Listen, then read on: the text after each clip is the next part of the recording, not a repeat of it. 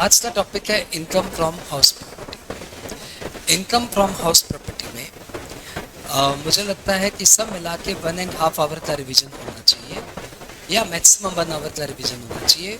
Around half an hour आज और around half an hour next class या 45 minutes ऐसे आप सकते। Income from house property 5 heads of income में मुझे लगता है सबसे कम इम्पॉर्टेंट टॉपिक है।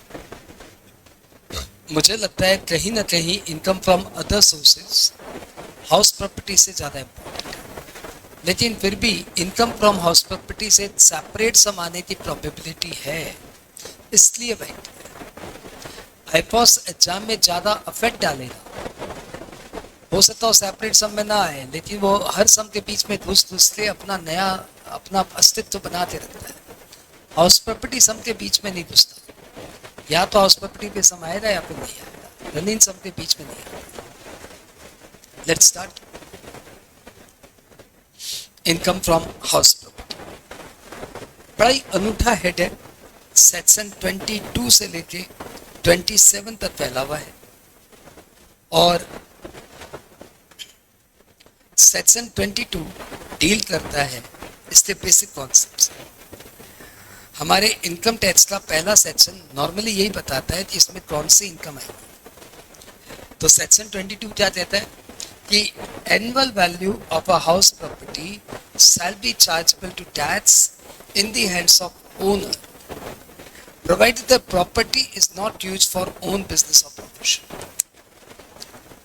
So if you have a house property, then its annual value shall be taxable in the hands of owner provided the property is not used for own business or profession. ध्यान दीजिए, पूरे income tax के 5 heads में सिर्फ ये इकलौता head है जिसमें एक्चुअल इनकम पे टैक्स नहीं लगती, नोशनल इनकम पे टैक्स लगती है। एनुअल वैल्यू का मतलब ही होता है नोशनल इनकम। एनुअल वैल्यू का मतलब होता है income earning capability of the house. आप हाउस भाड़े पे दे रहे हो 3 लाख, अपने दोस्तों दे दिए 3 लाख भाड़े पे, सस्ते पे। उसी फेयर मार्केट वैल्यू भाड़े की बनती है 6 लाख, तो इनकम टैक्स आपसे 6 लाख रुपए पे इनकम टैक्स लेगा। ऐसा बात बात ही किसी हेड में नहीं होता नॉर्मल, लेकिन हाउस प्रॉपर्टी में तो हमेशा ही यही होता है। एनुअल वैल्यू यानी income earning capability of house shell be taxable in the hands of. Even आपको इनकम नहीं भी हो रही हो, आपने प्रॉपर्टी भाड़े पे लगाई नहीं, खाली रखी हुई है, तब भी उसी इनकम पे, तब भी उसी नोशनल इनकम पे आपको इनकम टैक्स देना पड़ेगा। ठीक है, इसी कुछ कंडीशन है कि हाउस प्रॉपर्टी होनी चाहिए। House property must be owned by assessee, यानी assessee must be the owner. And दूसरी condition, house property must not be use for own business और प्रोफेशन। ओन बिजनेस और प्रोफेशन मतलब यदि आप अपने ही बिजनेस में हाउस प्रॉपर्टी को यूज कर रहे हो तो फिर ये income from house property head में नहीं आएगा, फिर ये पीजीबीपी में जाएगा। लेकिन यहाँ पे ग्लिच, बड़ा ही अजीबोगरीब बात है जो एग्जाम में नहीं पूछा आज, लेकिन लॉ की प्रेमिशन में एरर है। मैंने पे छोटा सा वीडियो भी बनाया था कि यदि वो बिजनेस आपका एग्जेम्प्टेड बिजनेस है तब आपकी एनुअल वैल्यू टैक्सेबल हो जाएगी, परंतु यदि वो बिजनेस आपका टैक्सेबल बिजनेस है तो एनुअल वैल्यू टैक्स, यानी आपके पास एक हाउस प्रॉपर्टी है, आप उसको ऑफिस बना के यूज करो, और यदि वो ऑफिस, वो बिजनेस आपका टैक्सेबल बिजनेस है तब तो इसकी एनुअल वैल्यू नॉन टैक्स, परंतु यदि वो आपका एग्जेम्प्टेड बिजनेस है तो उसकी एनुअल वैल्यू टैक्स हो जाएगी। अजीबोगरीब ग्लिच है, बड़ा ही लफड़े वाला बात है, लॉ की प्रेमिशन एरर ही लगती है, मुझे भी ये लगता है। एंड फाइनली एग्जाम में नहीं पूछा इसलिए आपको ज्यादा चाप लेना नहीं। अब अपने बात करते भैया हाउस प्रॉपर्टी मतलब क्या होता है। तो हाउस प्रॉपर्टी मतलब land surrounded by sufficient wall, it may or may not have a roof. ठीक है, ध्यान दीजिएगा कि यदि आपके पास एक हाउस प्रॉपर्टी है तो उससे जो रेंट आएगा वो इनकम फ्रॉम हाउस प्रॉपर्टी का मामला है। लेकिन सपोज मेरे पास एक हाउस प्रॉपर्टी है और मैंने उसकी आउटर वॉल लेट आउट कर दी है। क्या लेट आउट कर दी है? Outer wall. तो वो भी तो मेरी प्रॉपर्टी से ही रेंट आ रहा है भाई साहब, लेकिन वो इनकम फ्रॉम अदर सोर्सेज में टैक्स। लेकिन यदि मैं अपनी हाउस प्रॉपर्टी की छत लेट आउट कर दूं, छत, तो वो इनकम फ्रॉम हाउस प्रॉपर्टी है। यानी छत का rent income from house property, लेकिन आउटर वॉल का rent income from other sources. गजब माया भाई। आगे बढ़े। ओनर होना जरूरी है। If you are not owner then you won't be tax under this act. Owner मतलब owner includes legal owner as well as beneficial. Legal owner तो वो है जिसके नाम पे प्रॉपर्टी रजिस्टर्ड है, और बेनिफिशियल ओनर वो है जिसके नाम पे भले ही प्रॉपर्टी रजिस्टर्ड नहीं है लेकिन वो भी ओनर है। तो बोलेंगे भैया प्रॉपर्टी रजिस्टर्ड नहीं है तो ओनर कैसे हो गया? यार ये हाउस प्रॉपर्टी का मामला है ना, इमूवेबल प्रॉपर्टी की जो दुनिया है ना उसमें बहुत ग्लिच होता है, बहुत ग्लिच। आपके पास प्रॉपर्टी है, आपने पैसे देके खरीदी है, लेकिन पता नहीं कौन सी कानूनन कार्रवाई के कारण वो मामला कोर्ट में अटका हुआ है। ये मामला कोर्ट में अटका हुआ है तो आपके नाम पे प्रॉपर्टी रजिस्ट्री नहीं होगी। आपने पैसे देके लिया है, पूरे 1 करोड़ रुपया देते आपने 3 रूम का फ्लैट लिया है, लेकिन फिर भी यदि उसमें कोई कानूनी दाव पेच आ गया तो आपकी रजिस्ट्री नहीं होगी, आप रहिए उसमें, कोई प्रॉब्लम नहीं है। Let the court be settle, ये प्रॉपर्टी केस है, तब तो आराम से रहिए। तो भैया उस प्रॉपर्टी का सिंस मैंने पैसे देके प्रॉपर्टी ली है तो I will be treated as owner. तो ऐसे ओनर को हम लोग बोलते हैं beneficial. Beneficial owner is the person जिसके पास सारे राइट्स ऑफ ओनर है, बस उसकी थोड़ी टाइटल में डिफेक्ट है। His title is little defect. एक इनकम फ्रॉम हाउस प्रॉपर्टी में कॉन्सेप्ट है डीम्ड ओनर, यानी कुछ एक बंदे जो ओनर नहीं है फिर भी वो income from house property head में आएंगे। इसको डीम्ड ओनर या फिक्शनल ओनर कहते हैं या एक्सेप्शंस टू ओनर कहते हैं, and this is defined in section 27। और सेक्शन 27 में 5 पॉइंट आ रहे हैं। पहला पॉइंट, यदि आपने अपनी प्रॉपर्टी अपनी स्पाउस को ट्रांसफर किया या माइनर चाइल्ड को ट्रांसफर किया, then you will be treated as owner. If an individual transfers his house property to spouse or minor child without adequate consideration, then the transferor shall be treated as debtor. Number 2, holder of impartible estate, यानी यदि कोई property ऐसी है जो अभी तक partition नहीं हुआ है तो जो उसका ऑक्यूपायर है he will be treated as owner. House property provided by company और कोऑपरेटिव सोसाइटी और एसोसिएशन, और आप उसमें मेंबरशिप लेके आप उस प्रॉपर्टी का पोजीशन लेके बैठे, and on the basis of your membership the possession has been given to you, the property has been allotted to you, then you shall be treated as deemed owner of the property. If an individual got the possession of the property against part performance of contract, वापस if an individual got the possession of the property by virtue of membership of an association, housing society, then the member shall be treated as deemed owner. Point number D, if a person get the possession of the property against part performance of contract, then the purchaser shall be treated as deemed owner as per section 53A of Transfer of Property Act. If an individual got the possession of the house property against part performance of contract as per section 53A of Transfer of Property Act, he shall be treated as owner. ये बहुत ही खास point है, इसलिए बताने का मन है कि ये है कि आपने एक प्रॉपर्टी का सौदा कर लिया, धन हुआ कि 2 करोड़ की प्रॉपर्टी आपको लेना है, आपने 50 लाख रुपया एडवांस दे दिया और पता नहीं कैसे आपको पोजीशन दे दिया। मतलब वेंडर जो मूर्ख है जो आपसे 50 लाख रुपया लेके आपको पोजीशन दे दिया, लेकिन अभी तक उसने प्रॉपर्टी रजिस्ट्री नहीं किया। तो माना आपके नाम पे प्रॉपर्टी की रजिस्ट्री नहीं हुई है, परंतु सिंस आपने पार्टली पेमेंट कर दिया है, आपको पोजीशन मिल गया है, तो you will be treated as deemed owner of the property. अब वो जो वेंडर है ना, आपको चाहते भी उस प्रॉपर्टी से हटा नहीं सकता। वो कोर्ट में जाएगा, बोलेगा देखिए मेरी प्रॉपर्टी में रह रहा है, तो कोर्ट बोले ना ये तो इसी की प्रॉपर्टी है, हाँ आपके 1.5 करोड़ इसको देना बाकी है, वो मैं इससे दिलवा देता हूँ। तो कोर्ट आपको पैसे दिलवा देगा, लेकिन कोर्ट आपको प्रॉपर्टी नहीं दिलवाएगा, बिकॉज प्रॉपर्टी का ओनर तो वो बन चुका है as per section 53A of transfer of property act. तो इस सबक को हमेशा ध्यान रखना कि यदि आप किसी प्रॉपर्टी को ले रहे हो, यदि आप किसी प्रॉपर्टी को बेच रहे हो, तो कोई भी पेमेंट लेने के बाद पोजीशन मत देना। लिटरली पोजीशन देना ही मत। पोजीशन तब देना जब पूरा सारा पैसा वैसा आ जाए, तभी पोजीशन देना। पोजीशन पहले दे दिया तो बहुत लफड़े में पड़ेंगे। प्रॉपर्टी में तीन चीज बहुत इंपॉर्टेंट होती है, तुम्हारे कॉमन सेंस के बताओ।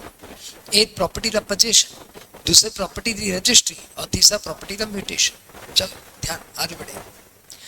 यदि आपने किसी प्रॉपर्टी को लीज पे लिया है 12 ईयर्स और मोर की लीज पे, तो माना कि आप तो टेनेंट हो भाई साहब, लीज पे लिया और लेसी हो, आप रात ओनर।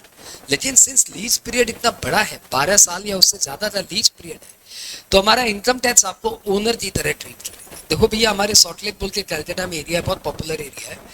वहां पे आज से कुछ साल पहले जितनी प्रॉपर्टी थी पूरी सॉल्टलेक सोसाइटी में, मतलब सॉल्टलेक करीबन वहां पे कोई 1 लाख प्रॉपर्टी होगी, 1 लाख, सभी 1 लाख प्रॉपर्टी का मोटा मोटी एक ही हिसाब था, या 99 ईयर्स की लीज पे प्रॉपर्टी दी हुई है।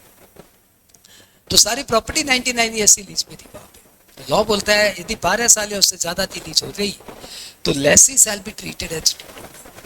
ध्यान रखिएगा, लीज इंक्लूड्स रिन्यूअल पीरियड।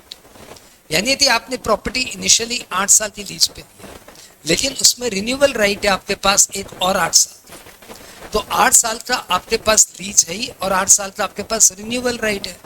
तो भले ही आप रिन्यू कराओ या ना कराओ, आपको बोला जाएगा ओनर, क्योंकि आपके पास 12 साल या उससे ऊपर की लीज राइट है, भले ही आप रिन्यू कराओ या नहीं कराओ। Lease includes renewal of lease. तो 5 सबसे याद होते हैं, एक साथ में एक बार मेरे साथ बोल लो। इन 5 केसेस भले ही आप ओनर नहीं हो, फिर भी आप income from house property head में आएंगे। If an individual transfer its house property to his spouse or minor child without adequate consideration, holder of impartible estate, person got possession of the property against part performance of contract under section 53A of Transfer of Property Act. A person who is a member of housing society or housing company and against membership he has been allotted a house, then he shall be treated as owner of such house, a lessee for more than 12 years. A lessee for 12 years or more. ठीक है। यदि आपकी कोई house property as stock in trade है, तो मतलब आप house property का धंधा करते हो, आप हाउस प्रॉपर्टी बनाते हो और बेचते हो, दैट इज योर बिजनेस। तो आपके पास जो हाउस प्रॉपर्टी है वो तो स्टॉक इन ट्रेड है।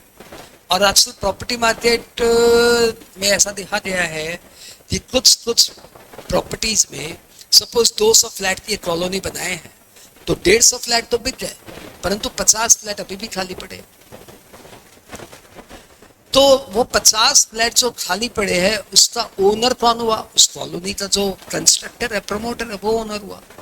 तो क्या उस प्रमोटर को जो की प्रॉपर्टी खाली पड़ी है, जो कि उसका स्टॉक इन ट्रेड है, जिसको बेचना चाहता है, क्या उसको उसकी एनुअल वैल्यू पे टैक्स देना पड़ेगा?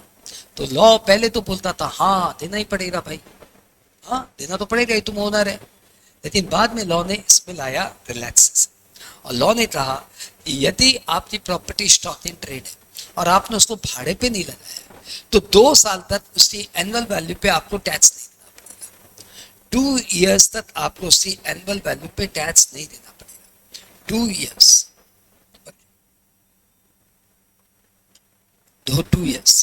2 years from end of the financial year in which the certificate of completion of construction is obtained.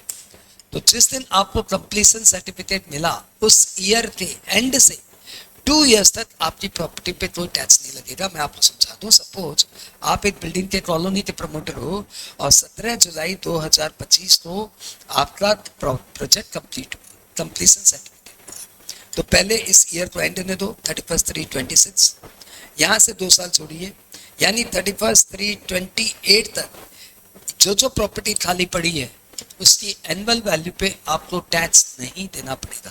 परंतु टू बी नोटेड 28-29 के बाद भी यदि आपका प्रॉपर्टी खाली रह गया, बिका नहीं भाई, क्या करे? तो लॉ बोलता है भैया बिका नहीं तो बिका नहीं, या तो भाड़े पे लगाओ और नहीं तो एनुअल वैल्यू पे टैक्स दो। और वेट तो 2 साल हो गया, बस अब तो टैक्स देना पड़ेगा। बात क्लियर? याद रहेगा, ये इंपॉर्टेंट पॉइंट है एकेडमिक पॉइंट ऑफ व्यू से। Income from house property taxation के लिए 2 कंडीशन है। Number 1, SSC must be the owner of the house and the house must not be used for own business और profession. यदि SSC owner है तभी इस head में आएगा। यदि एसएससी टेनेंट है, जैसे मैंने आपसे प्रॉपर्टी भाड़े पे लेके दूसरे बंदे को दे दिया, आपसे 20,000 पर मंथ से भाड़े पे लिया, दूसरे बंदे को 30,000 पर मंथ भाड़े पे लौटा दिया, तो मैंने 10,000 रुपये कमाया, परंतु ये 10,000 मेरा इनकम फ्रॉम अदर सोर्सेज में जाएगा, ये मेरी इनकम फ्रॉम हाउस प्रॉपर्टी में नहीं आएगा। तो एक मैसेज एकदम क्लियर है, income from subletting shall be taxable under the head income from other sources, not income from house property। बात क्लियर? अब हम लोग आ जाए टाइप्स ऑफ हाउस प्रॉपर्टी में। तो भैया देखो, इनकम कंप्यूटेशन के लिए हम लोग हाउस प्रॉपर्टी को इन सब पार्ट्स में डिवाइड करते हैं। इन सब का सेक्शन एक ही है 23, सबका सेक्शन एक ही है 23। 23(1) में लेट आउट है, 23(2) में सेल्फ ऑक्यूपाइड है, 23(2)(b) में अनऑक्यूपाइड है, 23(3) में partly self occupied partly let out है, 23(4) में deem to be let out. अब हम लोग इसको एक एक करके डिस्कस करेंगे। सबसे पहले क्या डिस्कस करेंगे? Late out house property. Let out house property का भाई साहब ये फॉर्मेट है, देख लीजिए, फॉर्मेट देख लीजिए। सबसे पहले जीएबी निकालना है, उसमें से म्युनिसिपल टैक्स, वाटर टैक्स, ये सब माइनस लेना है, एनएवी आएगा, फिर 24A माइनस लेना है, 24B माइनस लेना है, खत्म। अभी जीएबी कैसे निकालेंगे? How to calculate GAV? तो जीएबी निकालने के लिए स्टेप 1 क्या करने का है? सबसे पहले आरईआर निकालिए। आरईआर मतलब रीजनेबल एक्सपेक्टेड रेंट। क्या? Reasonable expected rent. अब रीजनेबल एक्सपेक्टेड रेंट क्या होता है भैया? It is higher of gross municipal value and fair rent. ध्यान दीजिएगा, मैंने म्युनिसिपल वैल्यू नहीं बोला, मैंने बोला higher of gross municipal value and fair rent, इन दोनों में से जो हायर है। लेकिन RER cannot exceed stand rent. RER cannot exceed stand rent. आपको सब में स्टैंड रेंट दिया रहेगा, RER उससे ज्यादा नहीं हो सकता, ठीक है। पहला स्टेप क्या हुआ? पहला स्टेप हुआ कि आप निकालिए RER। दूसरा स्टेप हुआ कि आप निकालिए ARR। ARR मतलब actual rent receivable minus unrealised rent. फिर तीसरा स्टेप हुआ, इन दोनों में से जो हायर है, higher of 1 and 2 shall be treated as GAB।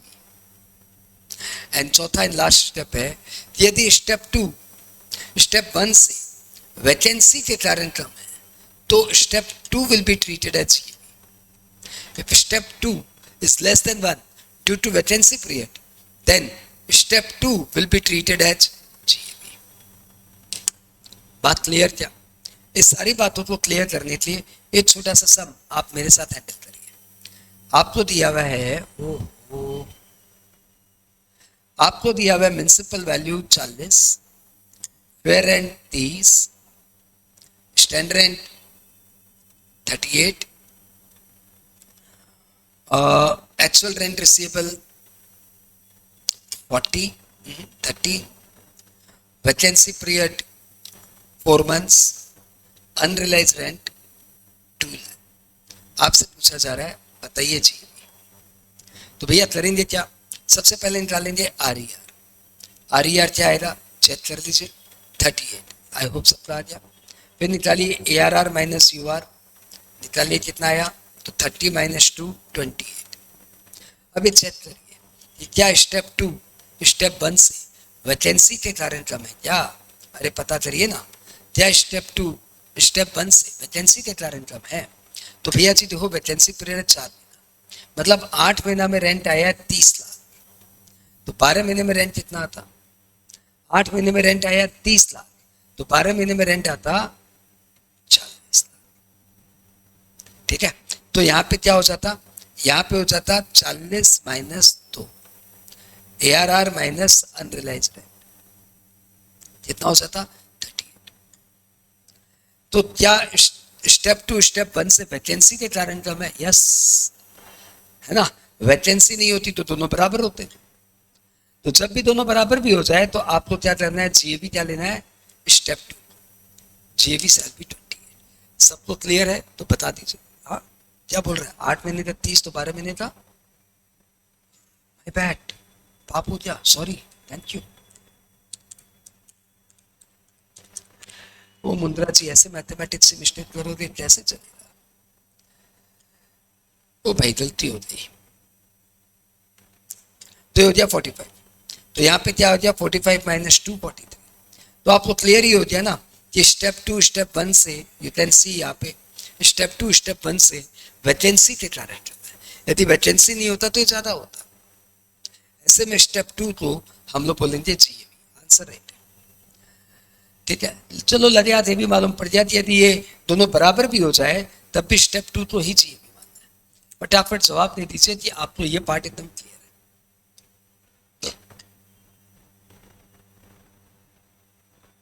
Okay okay okay okay okay, अभी मैं दूसरा देख लेता हूँ कि दूसरा कितना क्लियर है। यदि क्लियर है तो फटाफट आंसर आप लोग को देना। हाँ, म्युनिसिपल वैल्यू है, पेन पेपर निकाल लो, कैलकुलेटर निकाल लो, आंसर आंसर तुम्हें ही देना है, मुझे नहीं देना।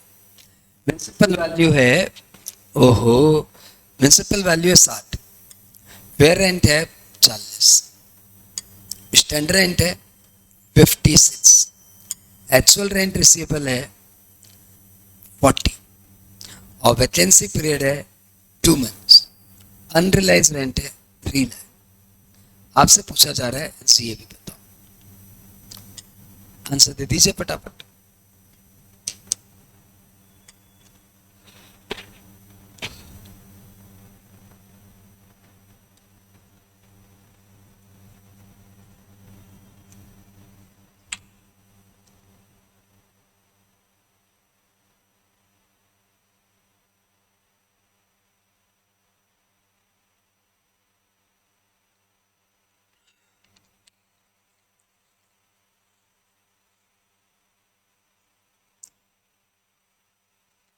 आओ बात करते हैं।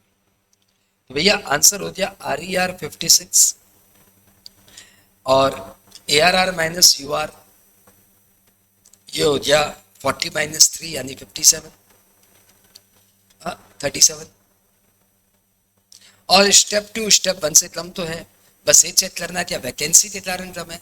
तो एक बार वैकेंसी का इम्पैक्ट हटाते हैं। तो भैया 2 महीने की वैकेंसी, 2 महीने की वैकेंसी थी तो 10 महीने का रेंट आया 40, तो 12 महीने में रेंट कितना आएगा 48, 48 माइनस 3 45। यानी वैकेंसी है तब भी ये कम है, वैकेंसी नहीं होती तब भी ये कम है। दोनों ही सूरत हाल में 56 ज्यादा है, तो ऐसे में जीएबी विल बी 56। बात क्लियर क्या? बात, आओ आगे बढ़े।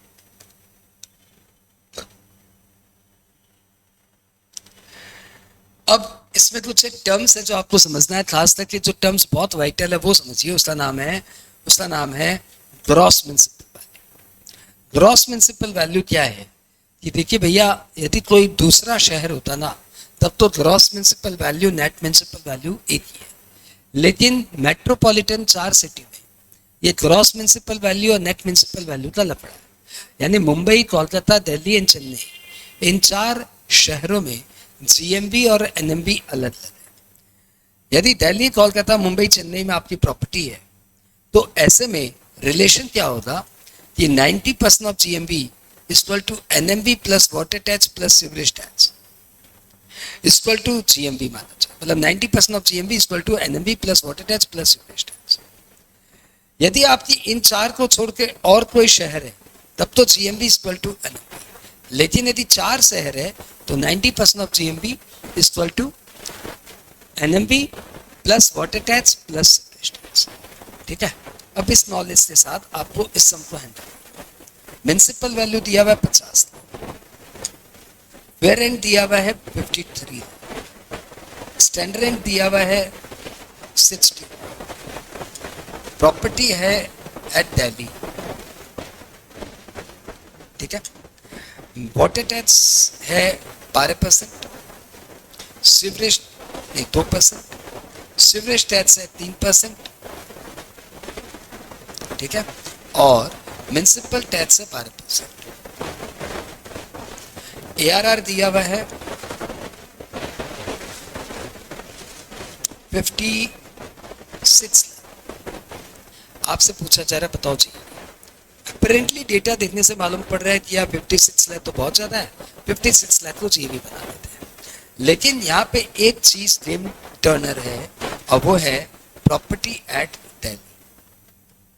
सिंस हमारी प्रॉपर्टी दिल्ली में, तो हमें पहले जीएमवी निकालना पड़ेगा। जीएमवी कैसे निकालेंगे? फॉर्मूला आपको पता है था, 90% of GMV equal to NMV plus water tax plus sewerage tax. तो भैया 90% ऑफ जीएमवी, एनएमवी कितना है? यदि कुछ नहीं बोले ना तो म्युनिसिपल वैल्यू को एनएमवी कहते हैं। यदि कुछ नहीं बोला तो म्युनिसिपल वैल्यू को एनएमवी कहते हैं। 50 lakh, water tax 2% of NMV, sewerage tax 3% of NMV, यानी 90% ऑफ जीएमवी हो गया 52.5 लाख। तो भैया जीएमवी कितना हो गया? 52.5 डिवाइडेड बाई 90%, याद या 58.33। तो भाई साहब आपका डेटा देख लीजिए, यहाँ पे क्या आ गया? यहाँ पे आ गया 58.33। अब आपका इन तीनों को देख के आरईआर दिमाग में बैठ ही क्या होगा? 58.33। और एआरआर तो पता ही है 56 लाख। वैकेंसी पीरियड तो है नहीं, तो जीएवी क्या होगा? 58.33। आई होप सबको क्लियर। जवाब दे दीजिए फटाफट।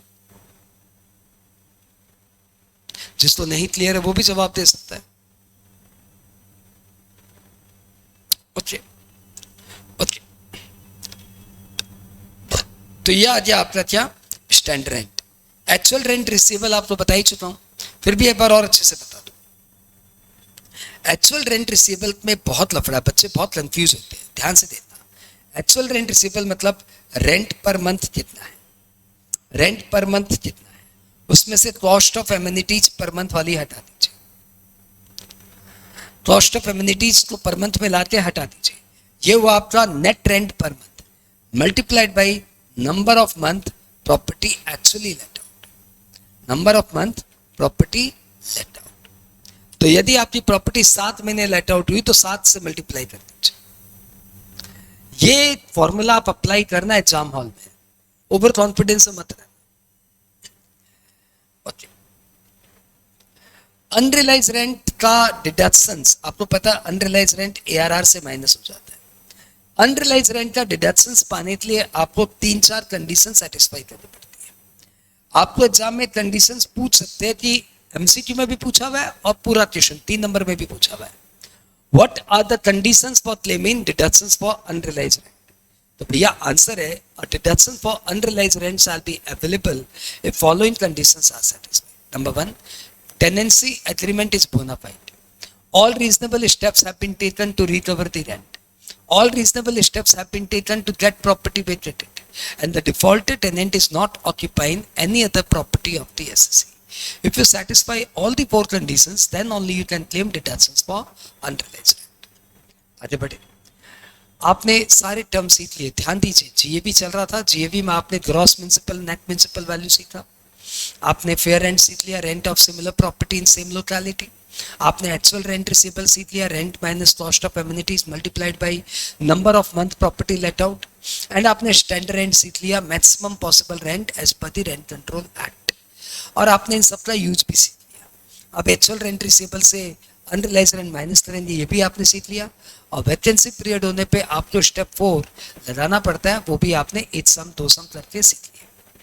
तो मुझे कंफर्म करिए कि आपका जीएवी वाला पार्ट आपका रिवाइंड हो गया, क्योंकि हाउस प्रॉपर्टी में सबसे इंपॉर्टेंट पार्ट जीएवी है। सम आ गया तो, और जीएवी निकालना भी पड़ता है हम लोग को फ्रैक्शन ऑफ सेकेंड्स, पटाज से निकालना पड़ता है, नहीं तो समय अटक जाएगा। ओके,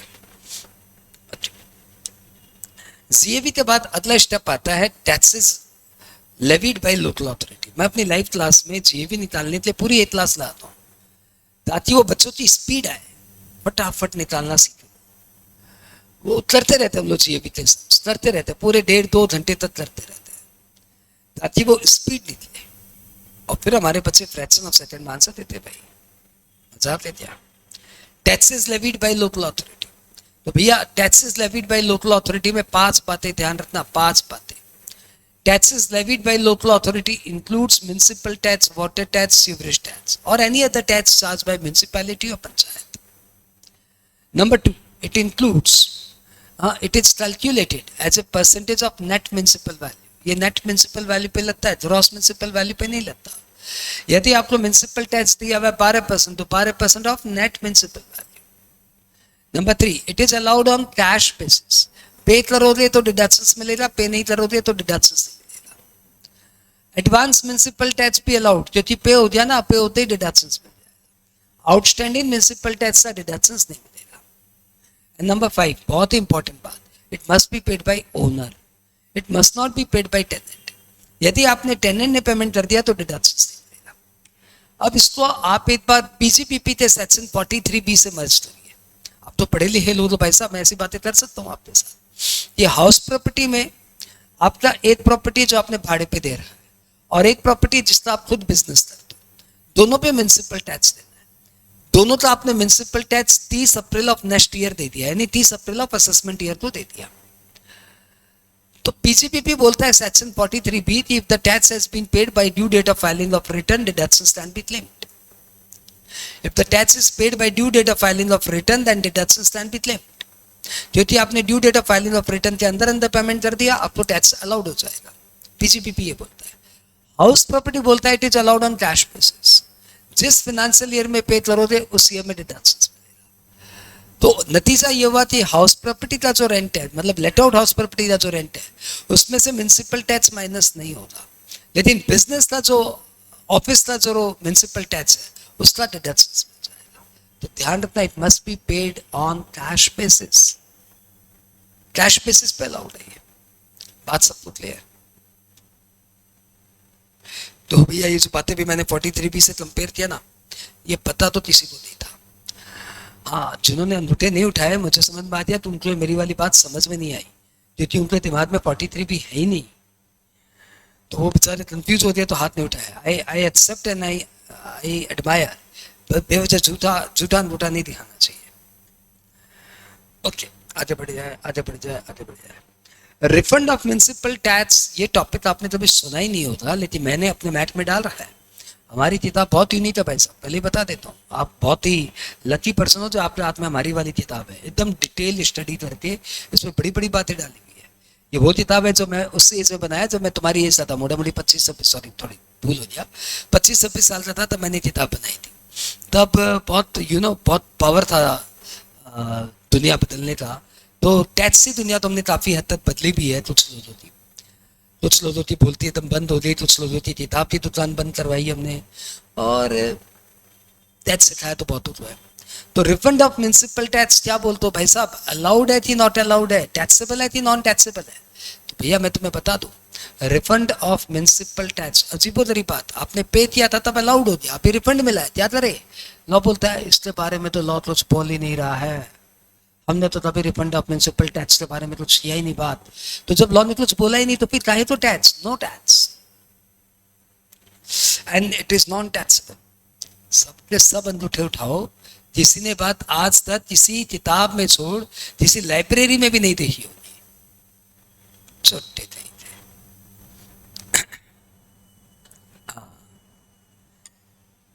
और बात करें डिडक्शंस फ्रॉम, सर हमने तो आज तक अपने जीवन में लाइब्रेरी तक नहीं देखी।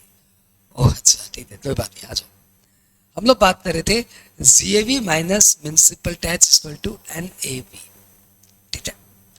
अब आओ, एनएवी से आपको स्टैंडर्ड डिडक्शंस मिलेगा। आप सबको पता है 30% of NAV is allowed as deductions. ये स्टैंडर्ड डिडक्शंस आपको मिलता है, जो कि हाउस प्रॉपर्टी में कई तरह तरह के खर्चे होते हैं, और उन खर्चों के लिए कोई डिडक्शंस नहीं मिलेगा। There will be no deductions for there will be no deductions for repair, insurance premium, ground rent, इन सब के लिए कोई डिडक्शंस नहीं मिलेगा। आपको बस एक स्टैंडर्ड डिडक्शंस मिलेगा 30%। आपका एक्चुअल खर्चा ज्यादा हो कम हो नहीं हो कोई फर्क नहीं पड़ता, 30% ऑफ एनएवी। आप अकाउंट्स मेंटेन करते हो नहीं करते हो कोई फर्क नहीं पड़ता, 30% ऑफ एनएवी। आप कंपनी हो इंडिविजुअल हो कोई फर्क नहीं पड़ता, 30% ऑफ एनएवी। प्रूव सकते 30% ऑफ एनएवी। यदि आपकी एनएवी नील या नेगेटिव है तो स्टैंडर्ड डिडक्शंस अपने आप ही जीरो हो जाएगा। यदि आपकी एनएवी नील है तो standard deductions 30% into zero equal to zero, और यदि आपका एनएवी नेगेटिव है तब भी स्टैंडर्ड डिडक्शंस जीरो हो जाएगा, ठीक है। आगे बढ़ जाए। अब हम लोग बात करें इंटरेस्ट ऑन लोन की। Interest on loan, income from house property में इंटरेस्ट ऑन लोन काफी पेचीदा टॉपिक माना जाता है, तो हम लोग इसको आराम से करते हैं। सात एक पॉइंट बताता हूं, ध्यान से सुनना। हाँ, थोड़ा धीरे बताता हूं। Interest on loan is allowed on actual basis. तो आपने पे तब किया उससे कोई मतलब नहीं है। यदि आपका इंटरेस्ट ऑन लोन ड्यू होते जा रहा है, थ्रू होते जा रहा है, तो आप डिडक्शंस लेते जाइए। It is allowed on actual basis, not due basis. It is allowed on actual basis. Number 2, loan आप किसी से भी लीजिए तो फर्क नहीं पड़ता, कंपनी से लीजिए, बैंक से लीजिए, ट्रस्ट से लीजिए, अपने दोस्त से लीजिए, अपनी वाइफ से लीजिए, पापा से लीजिए, चलेगा। Number next, loan must B use for construction, purchase, repair, renovation. आप कंस्ट्रक्शन, परचेज, रिपेयर, रिनोवेशन के लिए लोन यूज कर सकते हो। और कोई पर्पज के लिए लोन यूज किया तो डिडक्शंस नहीं मिलेगा। यदि आपने म्युनिसिपल टैक्स पे करने के लिए लोन लिया है तो उसका डिडक्शंस नहीं मिलेगा। नंबर नेक्स्ट, कंस्ट्रक्शन को हम लोग दो पार्ट में डिवाइड करते हैं, pre construction period and post construction period. Pre construction period का इंटरेस्ट 5 सालों में अलाउड होगा, starting from the year in which construction is completed. तो जिस ईयर में कंस्ट्रक्शन कंप्लीट हुआ, चाहे साल की शुरुआत में, चाहे साल के बीच में, चाहे साल के एंड में, जिस ईयर में कंस्ट्रक्शन कंप्लीट हुआ उस ईयर में आपको पहला इंस्टॉलमेंट अलाउड हो जाएगा और उसके बाद आपको 4 और इंस्टॉलमेंट। जिस ईयर में कंस्ट्रक्शन कंप्लीट होता है उसको हम लोग बोलते हैं पोस्ट कंस्ट्रक्शन पीरियड। बात क्लियर? प्री कंस्ट्रक्शन पीरियड का इंटरेस्ट 5 सालों में अलाउड होगा, starting from the year in which construction is completed. Post construction period का इंटरेस्ट अपने अपने साल में अलाउड। यदि आप पुराने लोन को चुकाने के लिए नया लोन लेते हो तो that shall be treated as continuation of old loan. पुराने लोन को चुकाने के लिए यदि आप नया लोन लेते हो तो that shall be treated as continuation of old loan. Suppose आपका पुराना लोन लिया हुआ था 10% की रेट से, जब आपको नया लोन लेना पड़ा तो मिला 12% की रेट से, तो क्या 2% एक्स्ट्रा जो हमने पे किया वो अलाउड हो जाएगा? आंसर इज यस, अलाउड हो जाएगा। बात क्लियर? बात क्लियर। कुछ मुद्दे ऐसे जिसका आंसर अभी तक लॉ ने कभी क्लैरिफाई नहीं किया, जैसे एक कॉन्सेप्ट है पीनल इंटरेस्ट। यदि आप हाउस प्रॉपर्टी की ईएमआई समय पे नहीं देते हो तो बैंक आपसे पेनल्टी इंटरेस्ट ले लेता है। तो what about that penal interest? Library ढूंढते रहो, नहीं मिलेगी। इनकम टैक्स के सारे किताबें पलटो, आपको नहीं मिलेगी, क्योंकि ये सब कॉन्सेप्ट नहीं है। अच्छी बात यह थी एग्जाम्स में भी नहीं है, लेकिन एसएससी जैसे पूछेगा, क्योंकि ईएमआई का डिफॉल्ट होना बहुत नॉर्मल सी बात है और ऐसे में पिनल इंटरेस्ट लगना बहुत नॉर्मल सी बात है। तो पेनल्टी इंटरेस्ट अलाउड होगा कि नहीं होगा ये आपसे क्लाइंट पूछेगा। फिर किताबें ढूंढना, गूगल ढूंढना, जो ढूंढना मिलना नहीं है, और मैं भी नहीं बताऊंगा, क्योंकि तुम लोग मेरे तो कमेंट बॉक्स में जवाब ना देते हो। तो तुम मुझे कमेंट बॉक्स में जब जवाब दोगे, यानी अपने व्हाट्सएप ग्रुप में जवाब दोगे, तो मैं तुम्हें इसका आंसर नेक्स्ट क्लास यानी कल सैलरी की क्लास में, हाउस प्रॉपर्टी की 2nd नंबर क्लास में इसका आंसर दूंगा। तब तक ढोल बजाइए, सब लोगों से पूछिए, जितने जान पहचान के सीए है, दोस्त है, अंकल है, आंटी है, आपका ऑफिस बॉस है, पड़ोसी है, सबसे पूछिए पिनल इंटरेस्ट का क्या होगा। ठीक है? और जिसके भरोसे अपने आगे की दुनिया टान रहे हो ना, चैट जीपीटी और कौन है तो और कौन है गूगल बाबा, दोनों से पूछिए, तो चाप नहीं है। चलो आगे बढ़िए, आगे बढ़िए, आगे बढ़िए। अच्छा, डायरेक्ट मैसेज कर देना। ओके, आगे बढ़ते हैं। हम लोग बात कर रहे थे कि यदि आपने इंटरेस्ट ऑन इंटरेस्ट दिया तो मतलब मैंने 5 करोड़ का लोन लेके घर बनाया, 5 करोड़ के लोन पे इस साल इंटरेस्ट हो गया 50 लाख। ये 50 लाख अभी देने का है नहीं, तो मैंने एक नया लोन लिया, उस लोन से इस 50 लाख इंटरेस्ट को चुकाया। अभी इस नए लोन पे इंटरेस्ट है, तो ये क्या नए लोन पे जो इंटरेस्ट है वो अलाउड होगा? तो answer is interest on interest is not allowed. Interest on interest is not allowed. Loan taken to repay the principal shall be treated as continuation of old loan, but loan taken to repay the interest, ठीक है? नहीं, ऐसा नहीं हो सकता Nitin, audio distortion नहीं हो सकता। नहीं, हो ही नहीं सकता। प्लीज कंफर्म करो, क्योंकि मेरा सिस्टम में जरा सा भी डिस्टर्बेंस नहीं है। प्लीज बात से पटा से कंफर्म करो, ऑडियो ओके, मुझे बात को पता मैं ऑडिबल पास।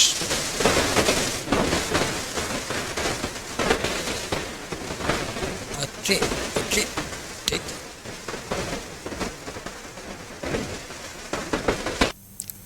तो मैंने बताया इंटरेस्ट ऑन लोन में 8 बातें आपको बताई, एक बार वापस से ध्यान से सुन लीजिए। पहला, loan must be taken for construction, purchase, repair, renovation. Loan आप बैंक से भी ले सकते हो, रिलेटिव से भी ले सकते हो। Interest on loan is allowed on actual basis, पे करो या मत करो डिडक्शंस। लोन को हम लोग दो पार्ट में डिवाइड करते हैं, pre construction period and post construction period. जिस ईयर में कंस्ट्रक्शन स्टार्ट हुआ या लोन लिया, whichever is later shall be treated as start of pre construction period। जिस ईयर में लोन लिया या कंस्ट्रक्शन स्टार्ट हुआ, whichever is later shall be treated as start of pre construction period, and the year in which construction is completed shall be treated as post construction period। Pre construction period interest shall be allowed in 5 equal installment starting from the year in which construction is completed। Post construction period interest is allowed in respective years। Interest on interest is not allowed। Loan taken to repay the earlier loan shall be treated as continuation of old loan। Penal interest आपके भरोसे छोड़ दिया है, आप आगे बढ़ जाते हैं। यदि आपने लोन लेने के लिए कोई ब्रोकरेज दिया है, ब्रोकरेज लोन लेते हैं तो कोई दलाली देनी पड़ती है, बैंक को प्रोसेसिंग चार्ज देना पड़ता है। ये प्रोसेसिंग चार्ज जो आपने बैंक को दिया है, that shall also be treated as interest and that shall also be allowed।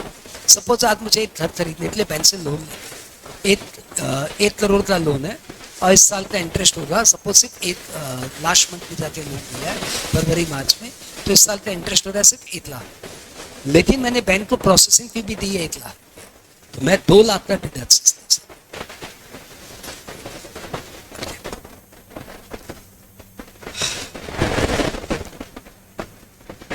Late out house property के बाद हम लोग आते हैं सेल्फ ऑक्यूपाइड हाउस।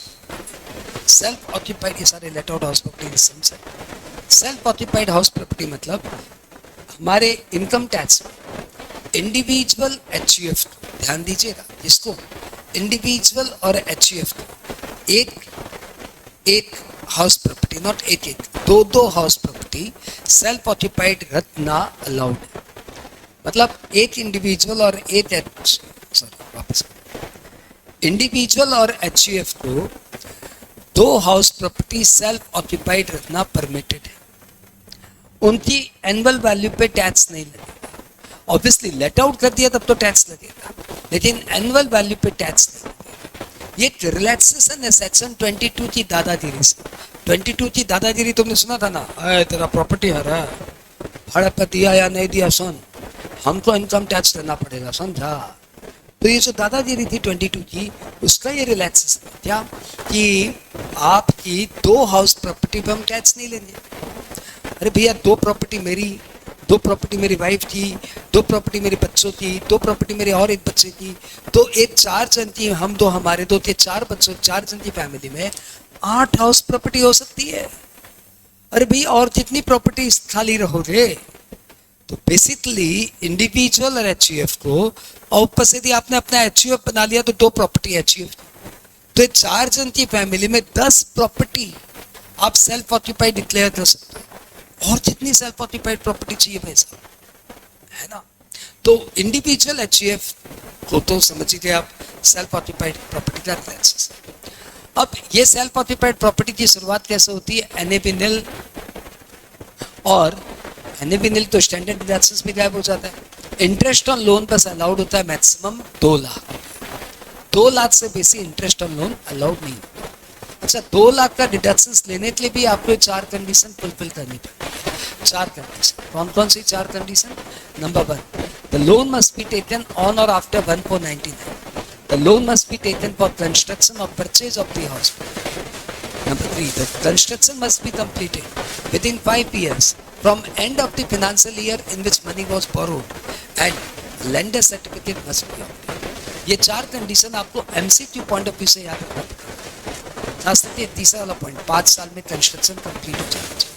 तो चारों कंडीशन सेटिस्फाई कर दिए तो इंटरेस्ट ऑन लोन अलाउड होगा मैक्सिमम 2 लाख। और यदि चारों में से एक भी कंडीशन स्किप हो गई तो मैक्सिमम इंटरेस्ट सेल्फ ऑक्यूपाइड में अलाउड होगा 30,000। यानी यदि आप हाउस प्रॉपर्टी के लिए लोन लेते हो एंड वो लोन कंस्ट्रक्शन के लिए है तो 2 लाख तक इंटरेस्ट अलाउड है, और यदि वो लोन रिपेयर के लिए है तो 30,000 तक इंटरेस्ट अलाउड है। ध्यान रखिएगा, मैक्सिमम 2 लाख। और यदि कंस्ट्रक्शन नहीं है, परचेज नहीं है, रिपेयर का लोन है तो मैक्सिमम 30 लाख। और एक बात ध्यान रखिए, हम लोग जो बात कर रहे हैं वो सेल्फ ऑक्यूपाइड की बात है, लेट आउट में कोई लिमिट ही नहीं है। आओ आगे बात करें। यदि एक एसएससी के पास एक से ज्यादा हाउस, दो हाउस प्रॉपर्टीज है तो 2-2 लाख दोनों के लिए नहीं, दोनों मिला के 2 लाख, ठीक है, दोनों हाउस प्रॉपर्टी मिला के 2 लाख। तो सपोज सर मेरे पास 2 सेल्फ ऑक्यूपाइड प्रॉपर्टी है, मेरी वाइफ के पास 2 सेल्फ ऑक्यूपाइड प्रॉपर्टी है, तो क्या होगा, तो मुझे भी 2 लाख का इंटरेस्ट अलाउड होगा, वाइफ को भी 2 लाख का इंटरेस्ट अलाउड होगा। यदि आपके पास 2 से ज्यादा सेल्फ ऑक्यूपाइड प्रॉपर्टी है, सपोज आपने अपने नाम पे प्रॉपर्टी, मैंने अपने नाम पे 3 सेल्फ ऑक्यूपाइड प्रॉपर्टी, तो लॉ बोलेगा कोई 2 प्रॉपर्टी मानी जाएगी आपकी सेल्फ ऑक्यूपाइड और एक प्रॉपर्टी मानी जाएगी deemed to be let out. और deemed to be let out का ट्रीटमेंट होगा same as let out unoccupied house property. तो अनऑक्यूपाइड हाउस प्रॉपर्टी को लेके बस इतना सा ही बोलना है, यदि कोई एक भाई साहब के पास एक प्रॉपर्टी है which is meant for self occupation but could not be so occupied because of employment reason, और एसएससी किसी और के घर में रहता है, then the house shall be treated as unoccupied house property and the treatment of unoccupied house property shall be same as self occupied house property। मतलब 2 property तक आपकी अनऑक्यूपाइड हो सकती है और उन दोनों का मिला के maximum interest on loan allowed होगा 2 लाख रुपया, एनएवी होगी नील। एक डिबेट बहुत दिनों से दिमाग में सबके है, मेरे भी है, लॉ में भी उसकी क्लैरिटी नहीं थी कि यदि एक बंदे के पास एक सेल्फ ऑक्यूपाइड हाउस हो और एक अनऑक्यूपाइड हाउस हो तो क्या करें। तो मैंने अपनी क्लासेस में रेगुलरली पढ़ाया as per the law, if you have a self occupied house property then you can not have unoccupied house property, then unoccupied house property shall deem to be let out house property. इस problem का solution new income tax law में हो गया है। जो new income tax law आया है ना, कौन सा, इनकम टैक्स एक्ट 2025, उसने क्या किया, उसने कह दिया कि सेल्फ ऑक्यूपाइड और अनऑक्यूपाइड का सेक्शन एक ही कर दिया और बोला सेल्फ ऑक्यूपाइड अनऑक्यूपाइड एक ही जैसा है, तो एक सेल्फ ऑक्यूपाइड एक अनऑक्यूपाइड, 2 सेल्फ ऑक्यूपाइड या 2 unoccupied, all will have the same treatment, all will have the same treatment. तो उस कॉन्सेप्ट को लेके अब मेरे को भी लग रहा है कि लॉ का इंटेंशन क्लियर हो गया है। तो अब यदि एग्जाम में ऐसा आ जाए कि एक सेल्फ ऑक्यूपाइड और एक अनऑक्यूपाइड हाउस प्रॉपर्टी हो जाए तो आई सजेस्ट आप दोनों का बेनिफिट दे देना, ठीक है। अरे हाँ बोलो, तुम्हें कौन सी ये बात पता था, अंगूठा दिखाना भूल जाते हो, ये बात किसी को नहीं पता था, ये बात तो मैंने नया सीखा तो तुम्हें भी नया सीखना पड़ेगा, है ना, ये तो बात किसी लॉ में नहीं थी। तो now this problem has been resolved. और अनऑक्यूपाइड प्रॉपर्टी के बाहर आते हैं, अगला टॉपिक क्या है, partly self occupied partly let out house. तो यदि एक एसएससी महोदय के पास partly self occupied partly let out है जो कि सेक्शन 23(3) से गवर्नड है, तो हमारा लॉ कहता है कि partly self occupied partly unoccupied को हम लोग, partly self occupied and partly let out को हम लोग 2 तरीके से डिवाइड कर सकते हैं, या तो वो एरिया वाइज है या फिर वो टाइम वाइज है। यदि वो एरिया वाइज है तो आप क्या करिए, उसको 2 प्रॉपर्टी की तरह ट्रीट करिए, as if you are having 2 properties, unit A unit B. सारे डेटा को एरिया के रेशियो में यूनिट ए और यूनिट बी को डिवाइड कर दीजिए, लेकिन ARR को डिवाइड मत करिएगा क्योंकि ARR सेल्फ ऑक्यूपाइड में तो आ ही नहीं सकता, ARR सिर्फ लेट आउट में आएगा, बात क्लियर। और उसके बाद सम को ऐसे सॉल्व करिए as if you are having 2 properties, 1 self occupied 1 let out. I hope ये पार्ट आपको याद आ गया। दूसरा है partly self occupied partly let out time wise. ये थ्योरेटिकली एकदम सेम एज लेट आउट है, सेम एज लेट आउट। और जितना पीरियड सेल्फ ऑक्यूपाइड था, सपोज 4 महीना सेल्फ ऑक्यूपाइड 8 महीना लेट आउट, तो 4 महीना सेल्फ ऑक्यूपाइड का कोई बेनिफिट नहीं मिलेगा। Property shall deem to be let out, property shall be treated as if it is let out. लेकिन सिंस ये लेट आउट 8 महीने का ही है, इसलिए एआरआर निकालते समय 8 महीने का ही रेंट निकालेंगे। ये एग्जाम्पल है कि 4 महीना सेल्फ ऑक्यूपाइड, 8 महीना लेट आउट, तो जितने महीने लेट आउट है उतने महीने का ही एआरआर निकालेंगे, लेकिन आरईआर पूरे 12 महीने का निकालेंगे। यहां पे बहुत ही इरैशनैलिटी आ जाती है कि 12 महीने का आरईआर 8 महीने या 5 महीने या 7 महीने के एआरआर से भिड़ेगा और जो हायर होगा वो माना जाएगा जी। Here is there is something irrationality, परंतु ये जैसे भी इरैशनैलिटी हो एग्जाम में यही करने का है, 12 महीने का आरईआर और जितने महीने लेट आउट हुआ उतने महीने का एआरआर, और उसके बाद आप निकालेंगे जीएवी। बात बात ये इंटरेस्ट और लोन जितना है 3 लाख 10 लाख 15 लाख सबका सब अलाउड, नो इशू, और म्युनिसिपल टैक्स जितना है सबका सब अलाउड। बात clear. Partly self occupied partly let out time wise, एक और नई बात है कि यदि ऐसे सब में फेयर रेंट नहीं दिया हुआ हो ना, तो फिर फेयर रेंट को आपको डिराइव करना पड़ता है on the basis of ARR. याद आ गया कि फेयर रेंट को डिराइव करना पड़ेगा ऑन बेसिस ऑफ एआरआर, और उसके बाद फेयर रेंट कंसिडर करके आप आरईआर निकालना।